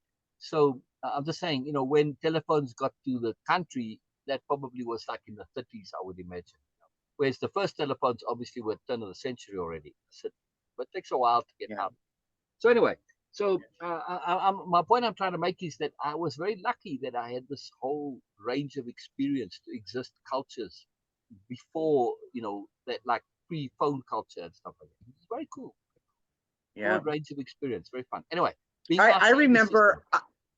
just a little nugget, but I remember when 6-digit phone numbers became 9. Yeah, me It too. became a mandatory 9. Yes, it was a big And deal. Oh, I remember being like so disappointed. Like I even probably like the thought crossed my mind, like I wish people would just stop breeding.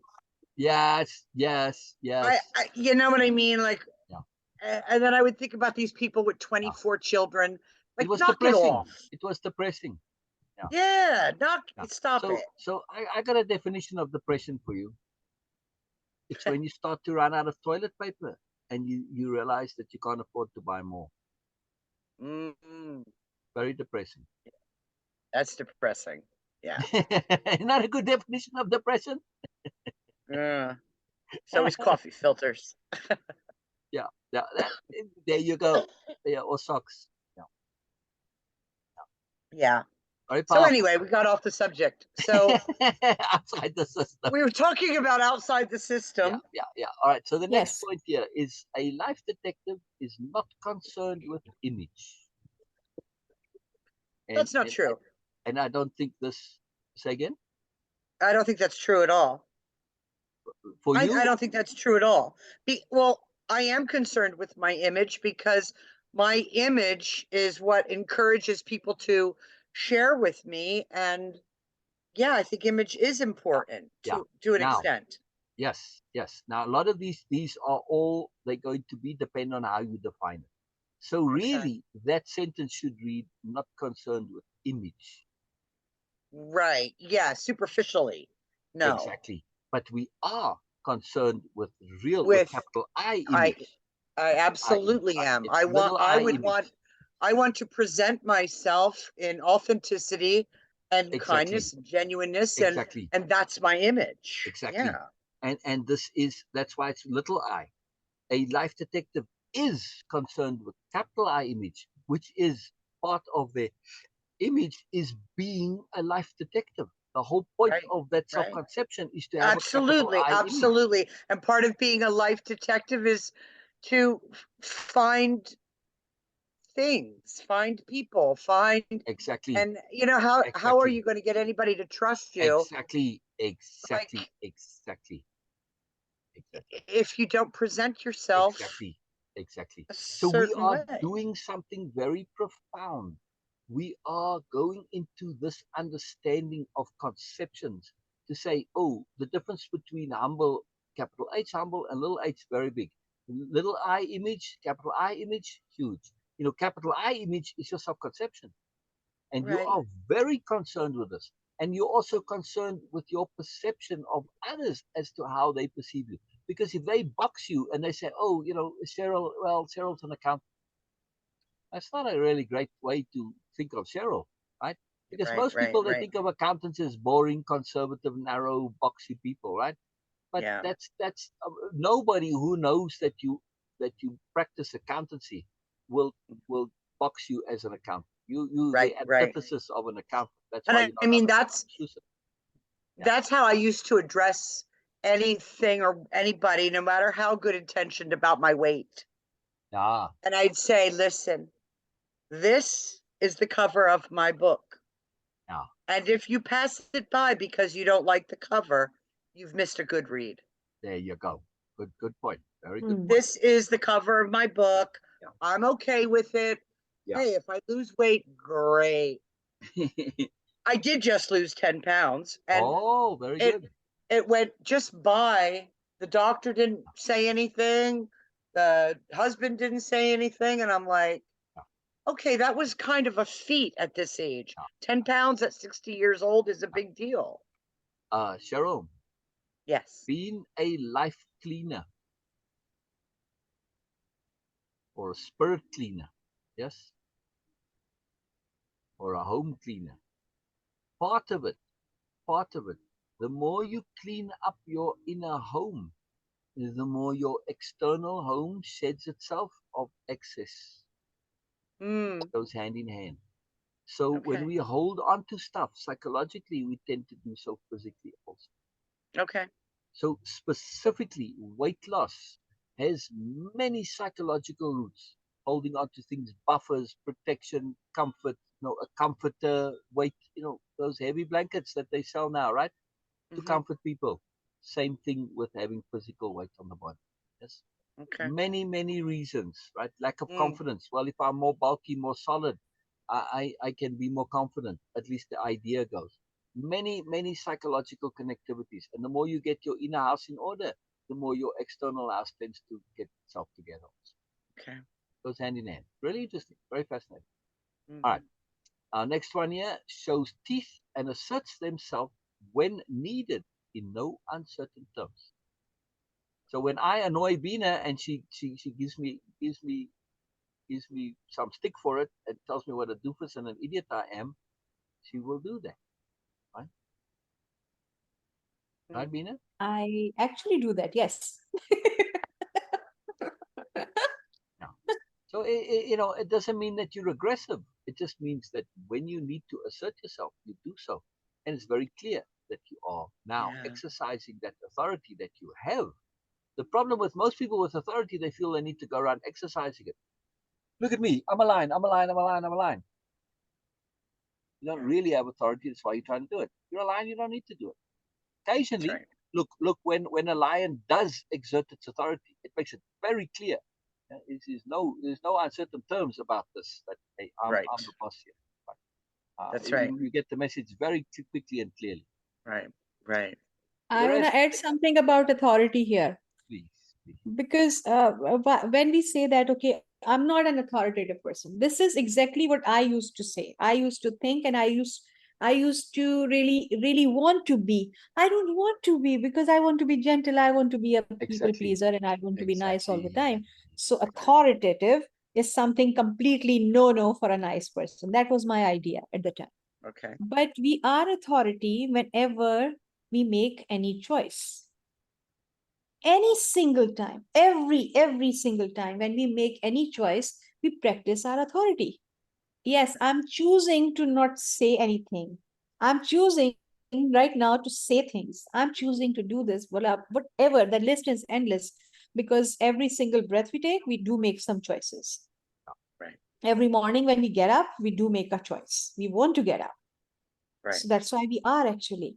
So when we are eating, when we are drinking, when we are walking, everything is a choice. And every single time when we actually make any choice, we exercise our authority. Right. We make choices because we know that we are actually we are able to practice that. Yeah. Right. Every choice is authority, practicing your authority.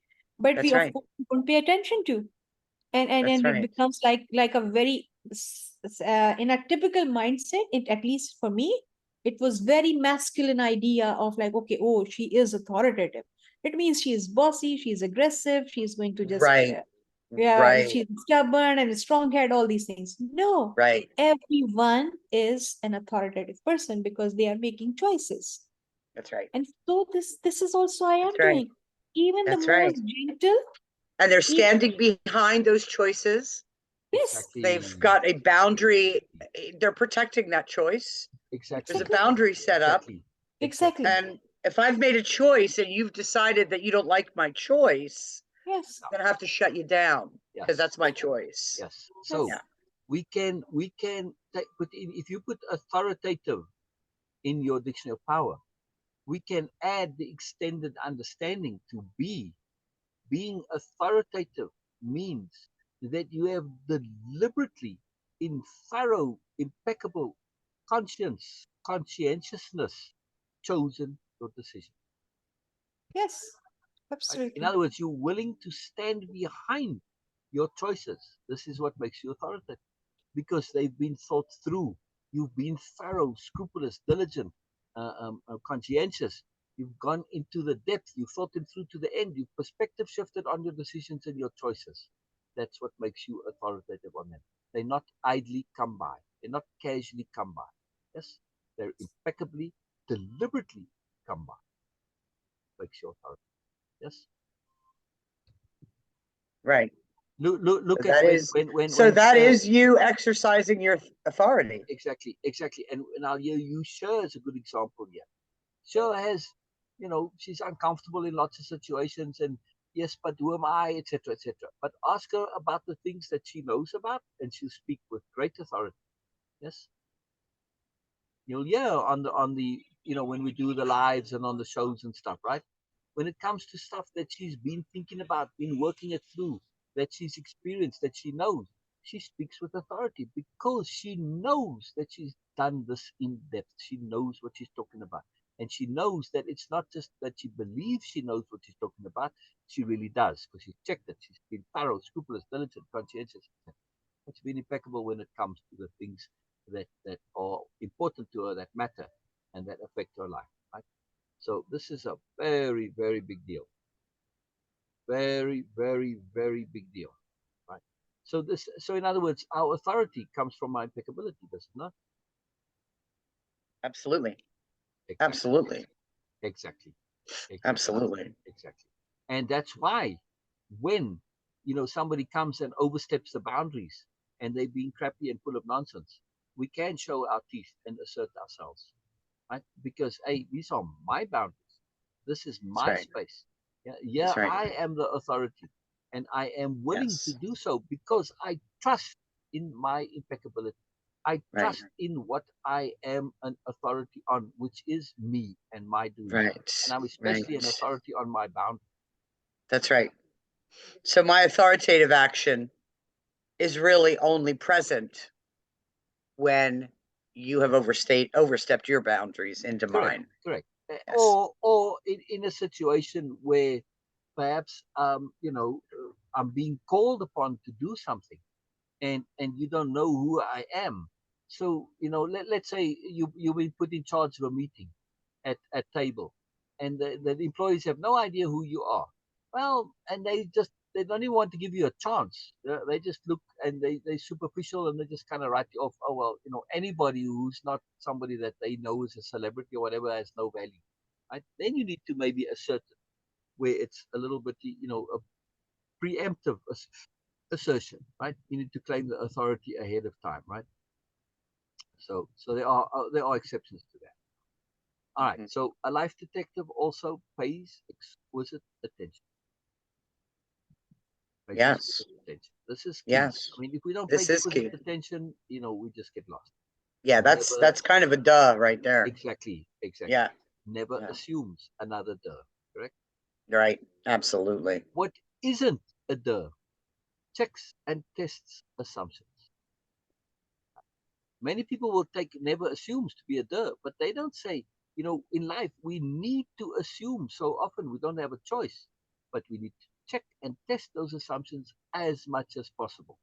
And this they don't do, right? Sometimes they just assume and they know they shouldn't assume, but they don't check it. Mm-hmm. Mm-hmm. Check and Mm-hmm. test those assumptions very important, Yes. Yeah. right? Especially in the context of being specifically a life detective. As a life Mm-hmm. detective, we are looking to uncover life truths. Our mission as a life detective, the case we are trying to solve, is the case Mm-hmm. of us. Right. And I think that goes back to the same what we said earlier. Um, uh, definitions must become open conceptions. So an Exactly. assumption is usually the easiest and Exactly. most direct answer to Exactly. That's the anything. start of it. Exactly. From an Yeah. assumption, we go to a definition, and then past that, we go to conception. Exactly. Mm-hmm. But Mm-hmm. also, this testing, though, as a life detective, we aren't only looking to solve the case of us, we are looking to solve the case of life itself. We are looking And see to, it in action. Yes. right, but I mean, just life itself. We're looking to solve the great mystery of life. And we are a part of the great mystery of life. So the mystery of myself is what I'm looking to solve as a detective. So Mm. I'm looking for clues as to unravel this mystery of life, the mystery of me. Yes. And in that, whenever you come up with a clue, right, and the clue says, well, this makes so and so look guilty. Yeah. You can't just assume because the clue points in their direction that it is so. It might be a false clue planted by the real murderer. Yes. Mm. See, so you can't assume. You have to check and test that assumption, right? Okay. And this is a good place to bring in. So I was thinking about, as you see, thinking about stuff, right? Putting it all together and stuff. So I'm thinking about being a life detective. I like this conception, and it's part of a spirit warrior, alternative to spirit warrior. And I thought, and it stuck with me something that I remembered from again 70s. Yes. So in the 70s, a big TV show when I was a kid, I think it started in the 60s already, but at least for me, was Columbo. You remember Columbo? Mm-hmm. With Peter Falk. So now in this point of checking and testing assumptions, right? So Columbo goes to the scene, and he gets the police officer or the junior detectives or whoever's on the scene gives him the report. Well, it appears to be that the suspect was shot, and the murder, from the angle of the thing, the murder would have stood here. And then Columbo says, well, okay, that's fine and well. But he treats all of those things as assumptions that needs to be checked. So he says, okay, and then he will reenact the scene in detail to say, if it happened this way, then it means I would have had to be standing here.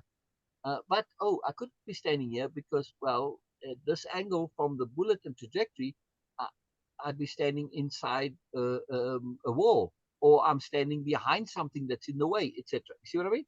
So it said, well, that body couldn't have been there, and if the person saw, oh, that means the furniture was rearranged, and so on and so forth, right? So he always would check the detail. He would reenact it to see if this assumption, even though it seems like a slam dunk assumption, is actually so.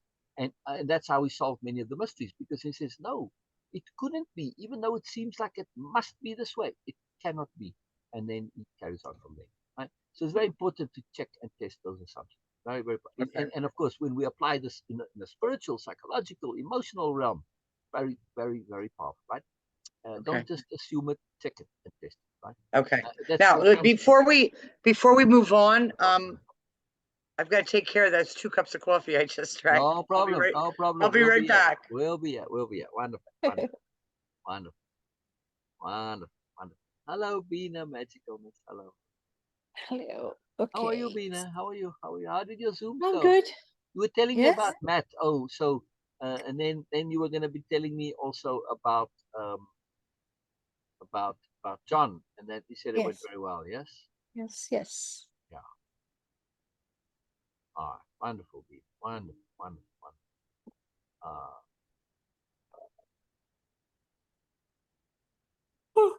I actually need to go and go pick up Any my progress? packages. Any what? Any progress? Yes, yes, I am signed up with editing will require verification. I don't know what that means. Oh, editing this number. Oh, I see. So Okay. I did get the confirmation thing, so I can make can put stuff for sale. I hope I don't have to do this join to you as well. Maybe. I was hoping that the items that I'd already posted, I could just bring them back up again, but it doesn't seem to be so. So, anyhow. But I mean, I did get the number verified. You see, so You didn't get a number? I did get Okay. the number verified via Cheryl. Okay. Very, Okay. very nice. That's really Yeah. really cool. Okay. So that's progress. In other words. But Okay. I think I don't know what time they close at the office. I always imagine at 12 o'clock. There are some packages waiting there. Okay. So what I'm going to do is put on the headphones, and you and Cheryl, hang on, get out of this. Let me see this. Hello, friends. 2 minutes. Okay. I have returned. I want to give.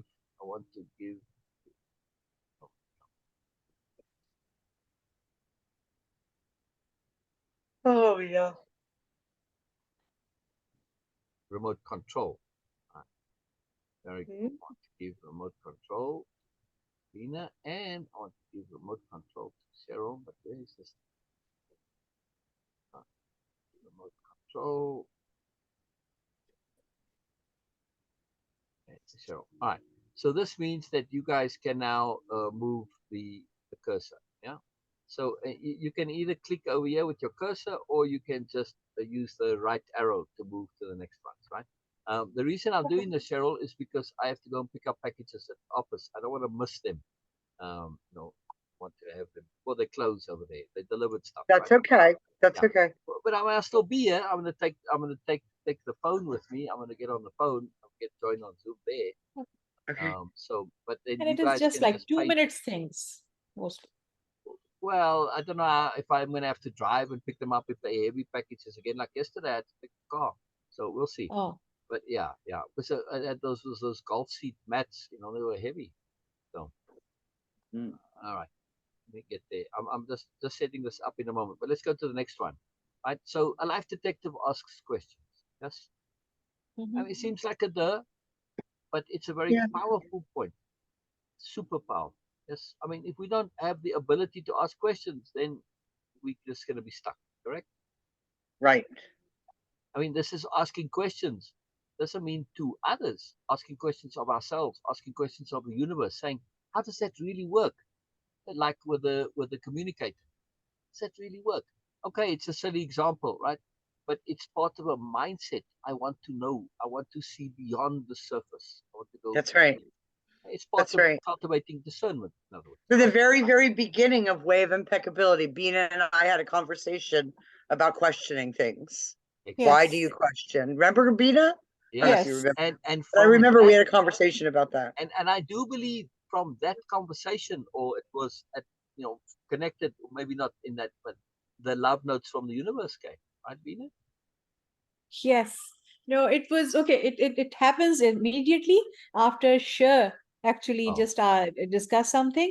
But I remember that, and we were discussing about asking question and questioning are two different things, because we Yes. feel triggered by that okay, oh, I've been questioned by you, and it is like, Okay. okay, threat to my authority. So that's what that was the crux of that conversation. Okay. Yes. Absolutely. I remember now. Yeah, Yes. yeah. Yeah. Wonderful. Wonderful. Wonderful. Wonderful. Yeah, very cool. But Very cool. All right. but So not yes. afraid to be ignorant. If there's more on the questions, go ahead. Because on the next one, yeah, I'm scowling at certain people.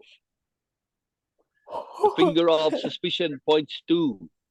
Yeah, not afraid to be ignorant. Yeah. Is somebody afraid a little bit of? Yeah, if we don't know anything, we don't know. So what's the problem? Oh, your sound is off, Sil. Yeah. So we can't hear you. Sil, we can't hear you. Anyway, I go don't to know. He's probably office. talking about me. Okay, yes. Go there and come back, and then we will discuss. Yeah. Anyway, Okay. Yeah. But for me, I it is not afraid to be ignorant. Is something if I don't know, yes, no problem with that. I will learn, and I can update my understanding. What do you think of it? Not I afraid think to that be. see, once again, I think I have to expand my definition because Okay. for me, being ignorant is not knowing and not wanting to know. Okay. Yes. Yes. You know, that's kind of my, and I would never want to be put into that box ever. Yes. If I Yes. don't know and I'm speaking as though I do, I'm open to correction. I'm open to perspective shifts. Okay. I'm open to the debate always. But for me, Yes. ignorant means I don't really know what I'm I'm not talking willing about, but to. I think I do, and I don't want to hear any opposition.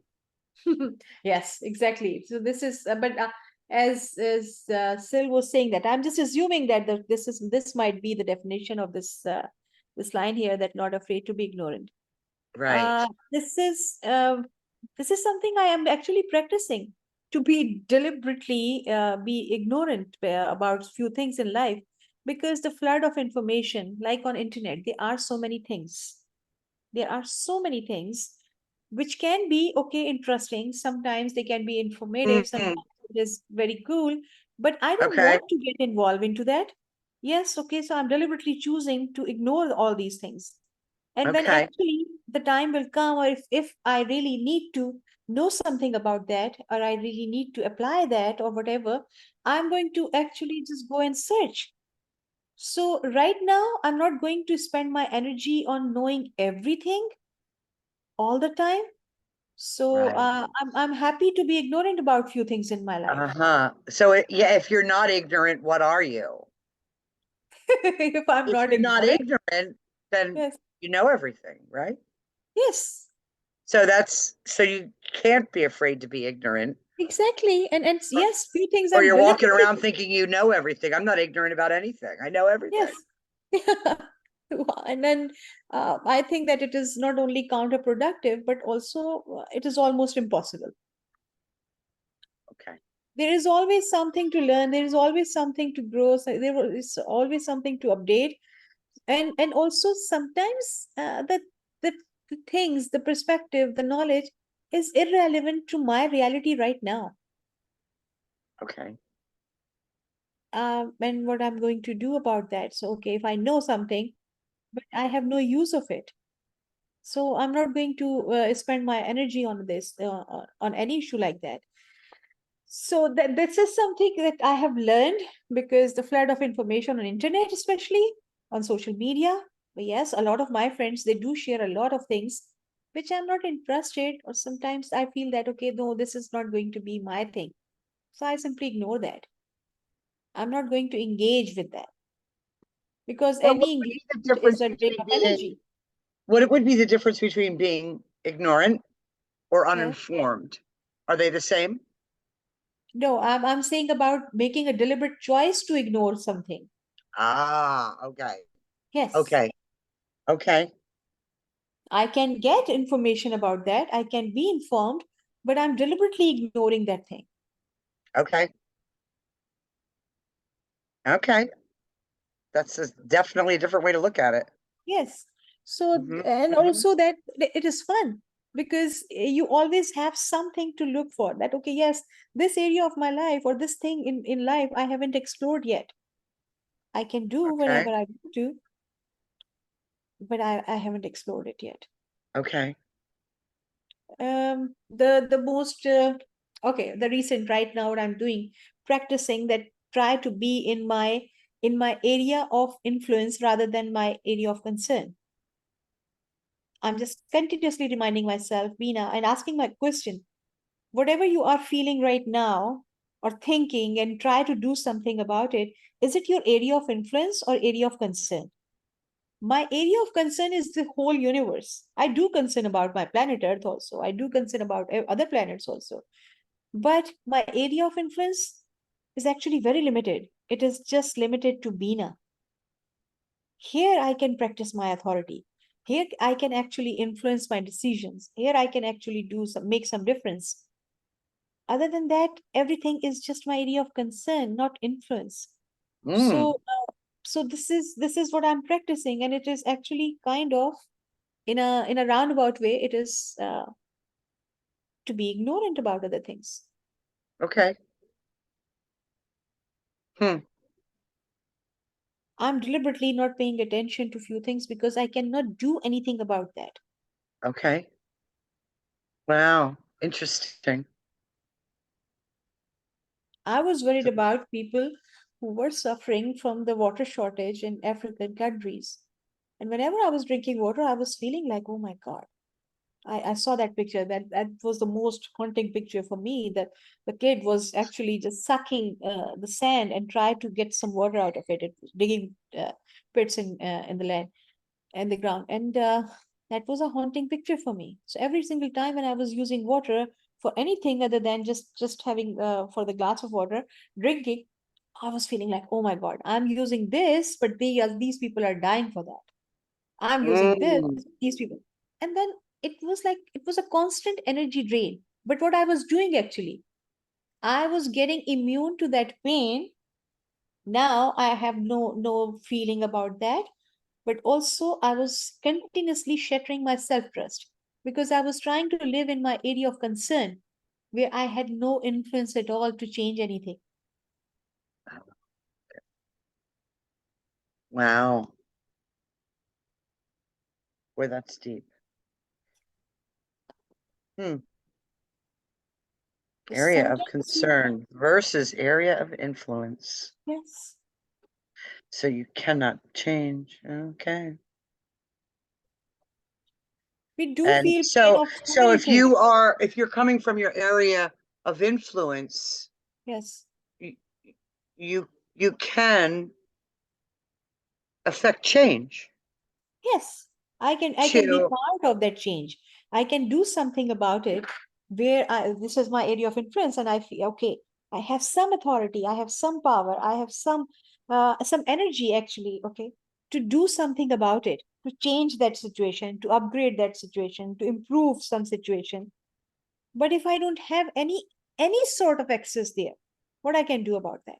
It is just keep getting that energy drain and getting immune slowly, getting immune to that concern even. Wow. Okay. Yeah, and it is something I believe everybody, deals with, Yes. um, without knowing that they're draining their energy Yes. through focus and emphasis on an area of concern. Yes. Interesting. And also we try to control other people's life also, because that their life is not my area of influence. It is just my area of concern. Oh, all my beloved and all my friends and family and everyone. But Mm, I'm just doing that and actually just trying to influence their life. But we need to define our area of influence and our area of concern. I do feel concern about so many things in my life, but is it my area of influence? No, not really. So I right. have no Okay. right to practice my authority there. No. Okay. Are we on still on not afraid to be ignorant? Yes. Yeah, it Fine. just morphed into a couple of other Fine. conceptions, but very interesting. One. Okay. Mhm. All right, next one here. Doesn't let go of an anomaly, no matter how small. This is crucial. This is absolutely crucial. We cannot let go of that anomaly, the thing that doesn't fit. Wasn't that always the key with Colombo, right? Like the case was solved, but there was Yeah. this one little thing that bugged him, right? Yeah. And he put it close, and the chief Yeah. was saying, "Yes, Colombo, finish it up now, wrap it up, it's all done." And the mayor and everybody's telling him to get it done, right? And he can't let it go because Yeah. there's one little thing that he cannot reconcile. It's anomaly. That's right. Yeah. And he kept at it, he kept at it, that one Yeah. little thread, and eventually the whole thing unraveled. So Yeah, that's 100% me. yeah, and that's Beena, a crucial skill. A crucial skill. So you oh, are a life it detector. bothers me. I think like my brain is like two Exactly. cogs trying to come together. Exactly. And if there's Exactly. something missing that it can't Exactly. join, can't let it Exactly. go. Exactly. So for all the hard time I was given about the communicator and stuff, that's the same skill. See, it bothered me. Something wasn't right. Something wasn't right. And then I thought, and then I figured it out. Yeah. So it's the same skill. Same skill. Yeah. It's a Yeah. good skill to Yeah. have. It doesn't. And it makes it hard for people to lie to you too. Exactly. It makes it very difficult for them to get through lying to you Exactly, because because something can I will always not perfect. click. Exactly. It doesn't add up, and then Right. it implodes. Exactly.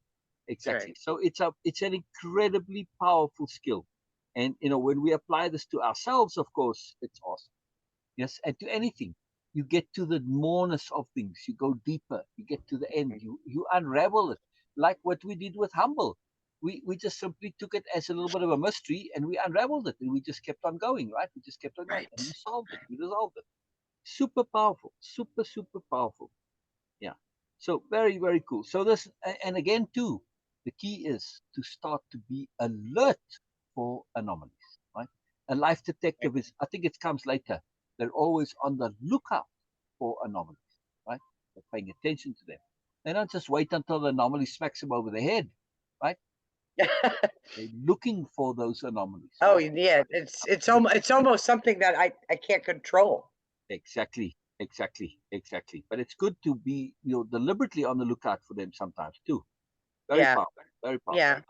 So anomalies are a huge deal because they are the gateway to mourners. Yes. The portals to mourners, right? Subtle without being obvious. Is that you, Cheryl? Is that you, Beena? What? Can you be subtle without being obvious? Without being I can be obvious that you I are can being be an subtle. atom bomb without being obvious. Mm-hmm. Mm-hmm. Does Mm-hmm. not compute. Does not compute. More data needed. More data needed. Does not compute. um I do have a little bit of a gift of gab, so Yeah. I could be uh, I could be sharing something with you, a Yeah. key point that I want you to get without saying, the sky is blue. Exactly. Exactly. You Exactly. know what I mean? So, So you can um, be subtle without being obvious. yes, yeah, I can go beyond that. Okay. Mhm, I And am it's a very actually like powerful this. skill. It's a very, Yes. very powerful skill because mhm. if you're obviously subtle, you might as well put up a neon sign again. And Yeah, the object, yes, I and can be incredibly patient about it too. wonderful, Hmm. wonderful. Mhm, And this is it comes later in the skills here. That obviously patience is a core skill for a life. mhm. I mean, that's like a duh. Well, in some areas, I have no patience at all, but Used to. Don't define yourself, please. Used to. Past tense. Now, I'm not being disingenuous when I say, when you say, yeah, but I still do it. Yes. now the only thing I seem to have a lot of impatience with is myself. Okay. Um, But I want to get onto a nuance. I want to, Right. I want to be subtle without being obvious. When I say, let's assume that I'm still impatient, right? If I say I'm impatient, yes, technically that's true.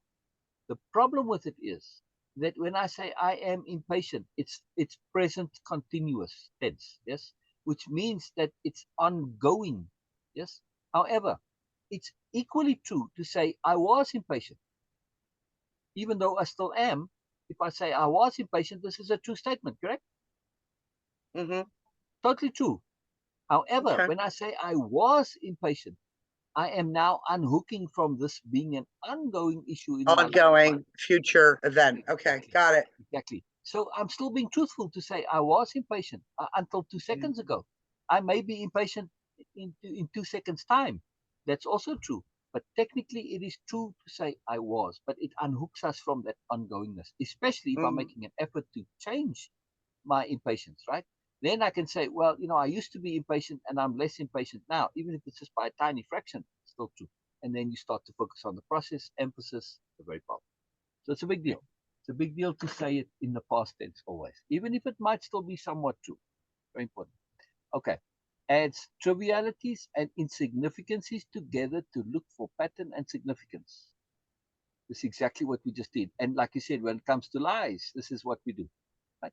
And in accounting, you take those trivialities and insignificancies. Oh, I see you've got these, eating out receipts. You're charging, and okay, they're all fine and well, and you can charge. You can say you're eating out as a business expense, I but don't know if there's any other business in the world where it's more important that all the dots connect yeah, than exactly, accounting. It exactly, has to. exactly. But what I mean It by has to, or you've just wasted all your time. exactly, but what I mean by insignificance is I say, oh, Mr. Hotshot Executive, yes, you are claiming these expenses for eating out. Yes, that's fine and well, but I know your business is in New York, and I know I see these dining outs here in the Hamptons. What are you doing in a weeknight in the Hamptons when you've got a meeting the next morning and you claimed a business lunch inside New York? You couldn't have been there. Oh, I see. Oh, this is when you went out with your mistress. Ah, sorry, Mhm, not the business expense. See? right. Insignificancies. On the surface, it all seems fine, but it's where, not the thing itself, right? Right. If you're a forensic detective, sorry, a forensic accountant, you start Right. looking into that kind of thing. Yes. So anyway, Right. you look for insignificances, trivialities, you add them together, and pattern gives you significance. This is Right. important in everything. This is important in everything, right? And the next point, pays close attention to implications, is what I was saying about, my story of the Princess Leia. It's all about the implications. We know so much. The point I want to make with that story, and unfortunately, is Farouk home already, Beena? I'm not Yeah, I'm sure. thinking. Oh, okay. Anyway, the deeper point that I wanted to make about that is that it's about consciousness. That there's the subconscious, the unconscious, but there's also the can be conscious if we make a little bit here. See, and that's when we start to look at and pay close attention to implications. We start to connect the dots. The dots are already there. They're not in the unconscious. They're there. We just have to connect them, right? And that's part of being Yeah. a good accountant. Is the dots are Yeah. all there. You have to connect them though, right? And it's about the Yeah. implications of what they mean. Or thinking it through to the end. Precisely. Thinking it through to the end is simply taking all the implications and going down all the paths to see Mhm. where they Yes, Mhm. exactly the same thing. But implications, very, very powerful. People always want to be smarter. One way you can be smarter, stop paying attention to implications. It will make you smarter, just like that. Yeah. No pretensions about themselves. We established that with being with not being little h humble. Yes, that's pretension. Right? This, oh, look how humble I am. You're being pretentious. Sorry, no, you're not humble. Mhm. Honest with themselves and about themselves. Yes, but don't overdo it. Yeah, because sometimes you don't know what you're saying to yourself. Right. And don't get so immersed in being honest Yeah, that you right. say, well, I'm nothing compared to the universe. That's very honest. And that's, well, I'm useless, I'm hopeless. We can get too immersed in honesty and say, I am this, and we forget what I could Mhm. be, what I want to be, what I'm moving towards, and we get stuck. We get stuck in that definition of the honest me. This is a terrible thing, right? Because if we were honest as children, and say, well, I know nothing, we would never have learned. We would just So stay. what I'm getting about what we're talking about here is when your question, am I or can I be? The answer is yes on both to all of them. Exactly. It might be no on the am, but it's yes on the can. Yeah. We need to be Yeah. honest. Am I this way 100% of the time? No. Can I be this way 1% of the time? Yes. So Exactly. Can I even be this 100% of the time? Yes, theoretically I can be. Yeah, it could be. So it's very important to be honest about our potential as well as our actual.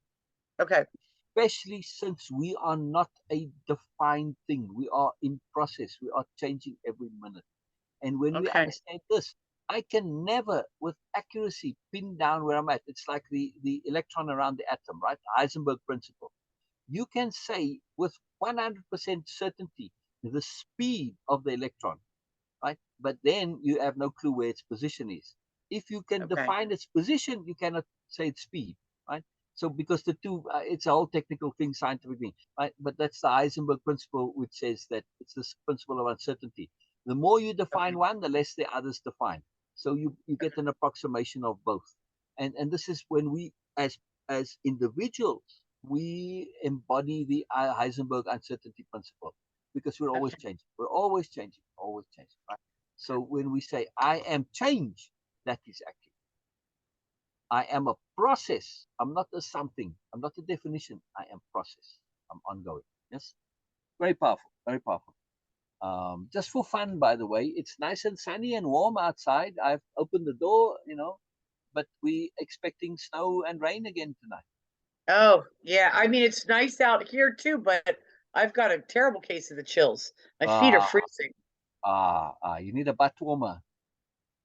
I need warmer socks right now. I mean, really, if I come across it, I'm going to be sending it to my friends. Again, I've only seen it once. It's just a little mat that I sit on. I told you about it, right? It's for pets to lie on and warm. But man, it's too magical. I cannot recommend this thing highly enough. It's too fantastic. Does it have little beads in it? No, it's just a flat mat that they lie on. No little beads. My grandfather used to have one that had little beads in it, and you'd sit on it, and it would make you warm. Oh, I mean, it's just like a little electric blanket, really, but just a bit sturdier because it's. Oh, okay. Yeah, so just a little mini electric. Listen, you know what? I've got to kind of go. Okay, no worries. Greg just got home, and we got to take the car to the garage. Okay, no problem. No problem. We accommodate as appropriate. Yes. We'll make a note of where we left off. On slide 6 of the life. Slide 6. Slide 6. Yes, we just started there. So very cool, wonderful. Yeah. Cheryl, Yeah, but I did enjoy today very much. Yeah, very much. Yes. I'll be. And I have you on my calendar for Saturday. Okay. Yeah, and Monday I have a mammogram, so I don't know what time I'll get back from that. Okay. Whenever you finish mamming, then you can come. Okay. Boy, I tell you, if there's not something that does not appeal to me, and I'm glad I'm not a woman, it is mammogram. Oh yeah, mammogram machines were invented by men. There's no doubt about it. Yeah. Yeah. It's just horrible. Sorry. It is Sorry. horrible. It is horrible. It's going to be the worst 15 minutes of my world. I know. But then again, you Currently. know, men get proctology exams, which it's Oh, very, well, I did just have a colonoscopy, yeah, honey. yeah. So, But I mean, it's for men though. Proctology exams are they traumatic. They psychologically and spiritually traumatic. You know, like my friend said, when I came out there, I felt so violated. Oh my God, it was too funny. I laughed my ass off, and he was serious. He was utterly serious. I mean, he was devastated at me laughing because he truly was. You know, he was tuned inside, and he was really violated. I said, well, now you know how we women as feel. women have to go through so much more. I'd love to I feel know, sorry for I mean, you. that's why I laughed my ass But off, the right? injustices that we face, I can't even Exactly. tell you. That's why I laughed, and of course, you had to acknowledge this was ludicrous, right? But I mean, it was too funny. And he's a big guy, you know. He played professional baseball. He played for the Braves, the Atlanta Braves. Anyway, it was too funny. But yeah, I said, like, Yeah. come on, seriously, dude. You know, you in your bubble here. Get a clue. Get a That's clue. right. That's I right. have great empathy and for women. I really do resonate. Ay, ay, ay. Well, enough about Funny. that. I'll see you, but I'll be back in touch. I gotta Brilliant, run. brilliant. All right, bye All bye. right. Bye, Bye bye. Beena. Love you, honey. Bye. Bye, Cheryl. Bye. Bye bye. Bye. Bye bye. Bye bye. Bye bye. Bye bye. Bye bye. I like that you got called honey. Right, Venus? Yes. Oh, if I leave the meeting, then just stay there. I'm going to come right back. Okay? That's why I stop for the recording. So I'll be right back. All right?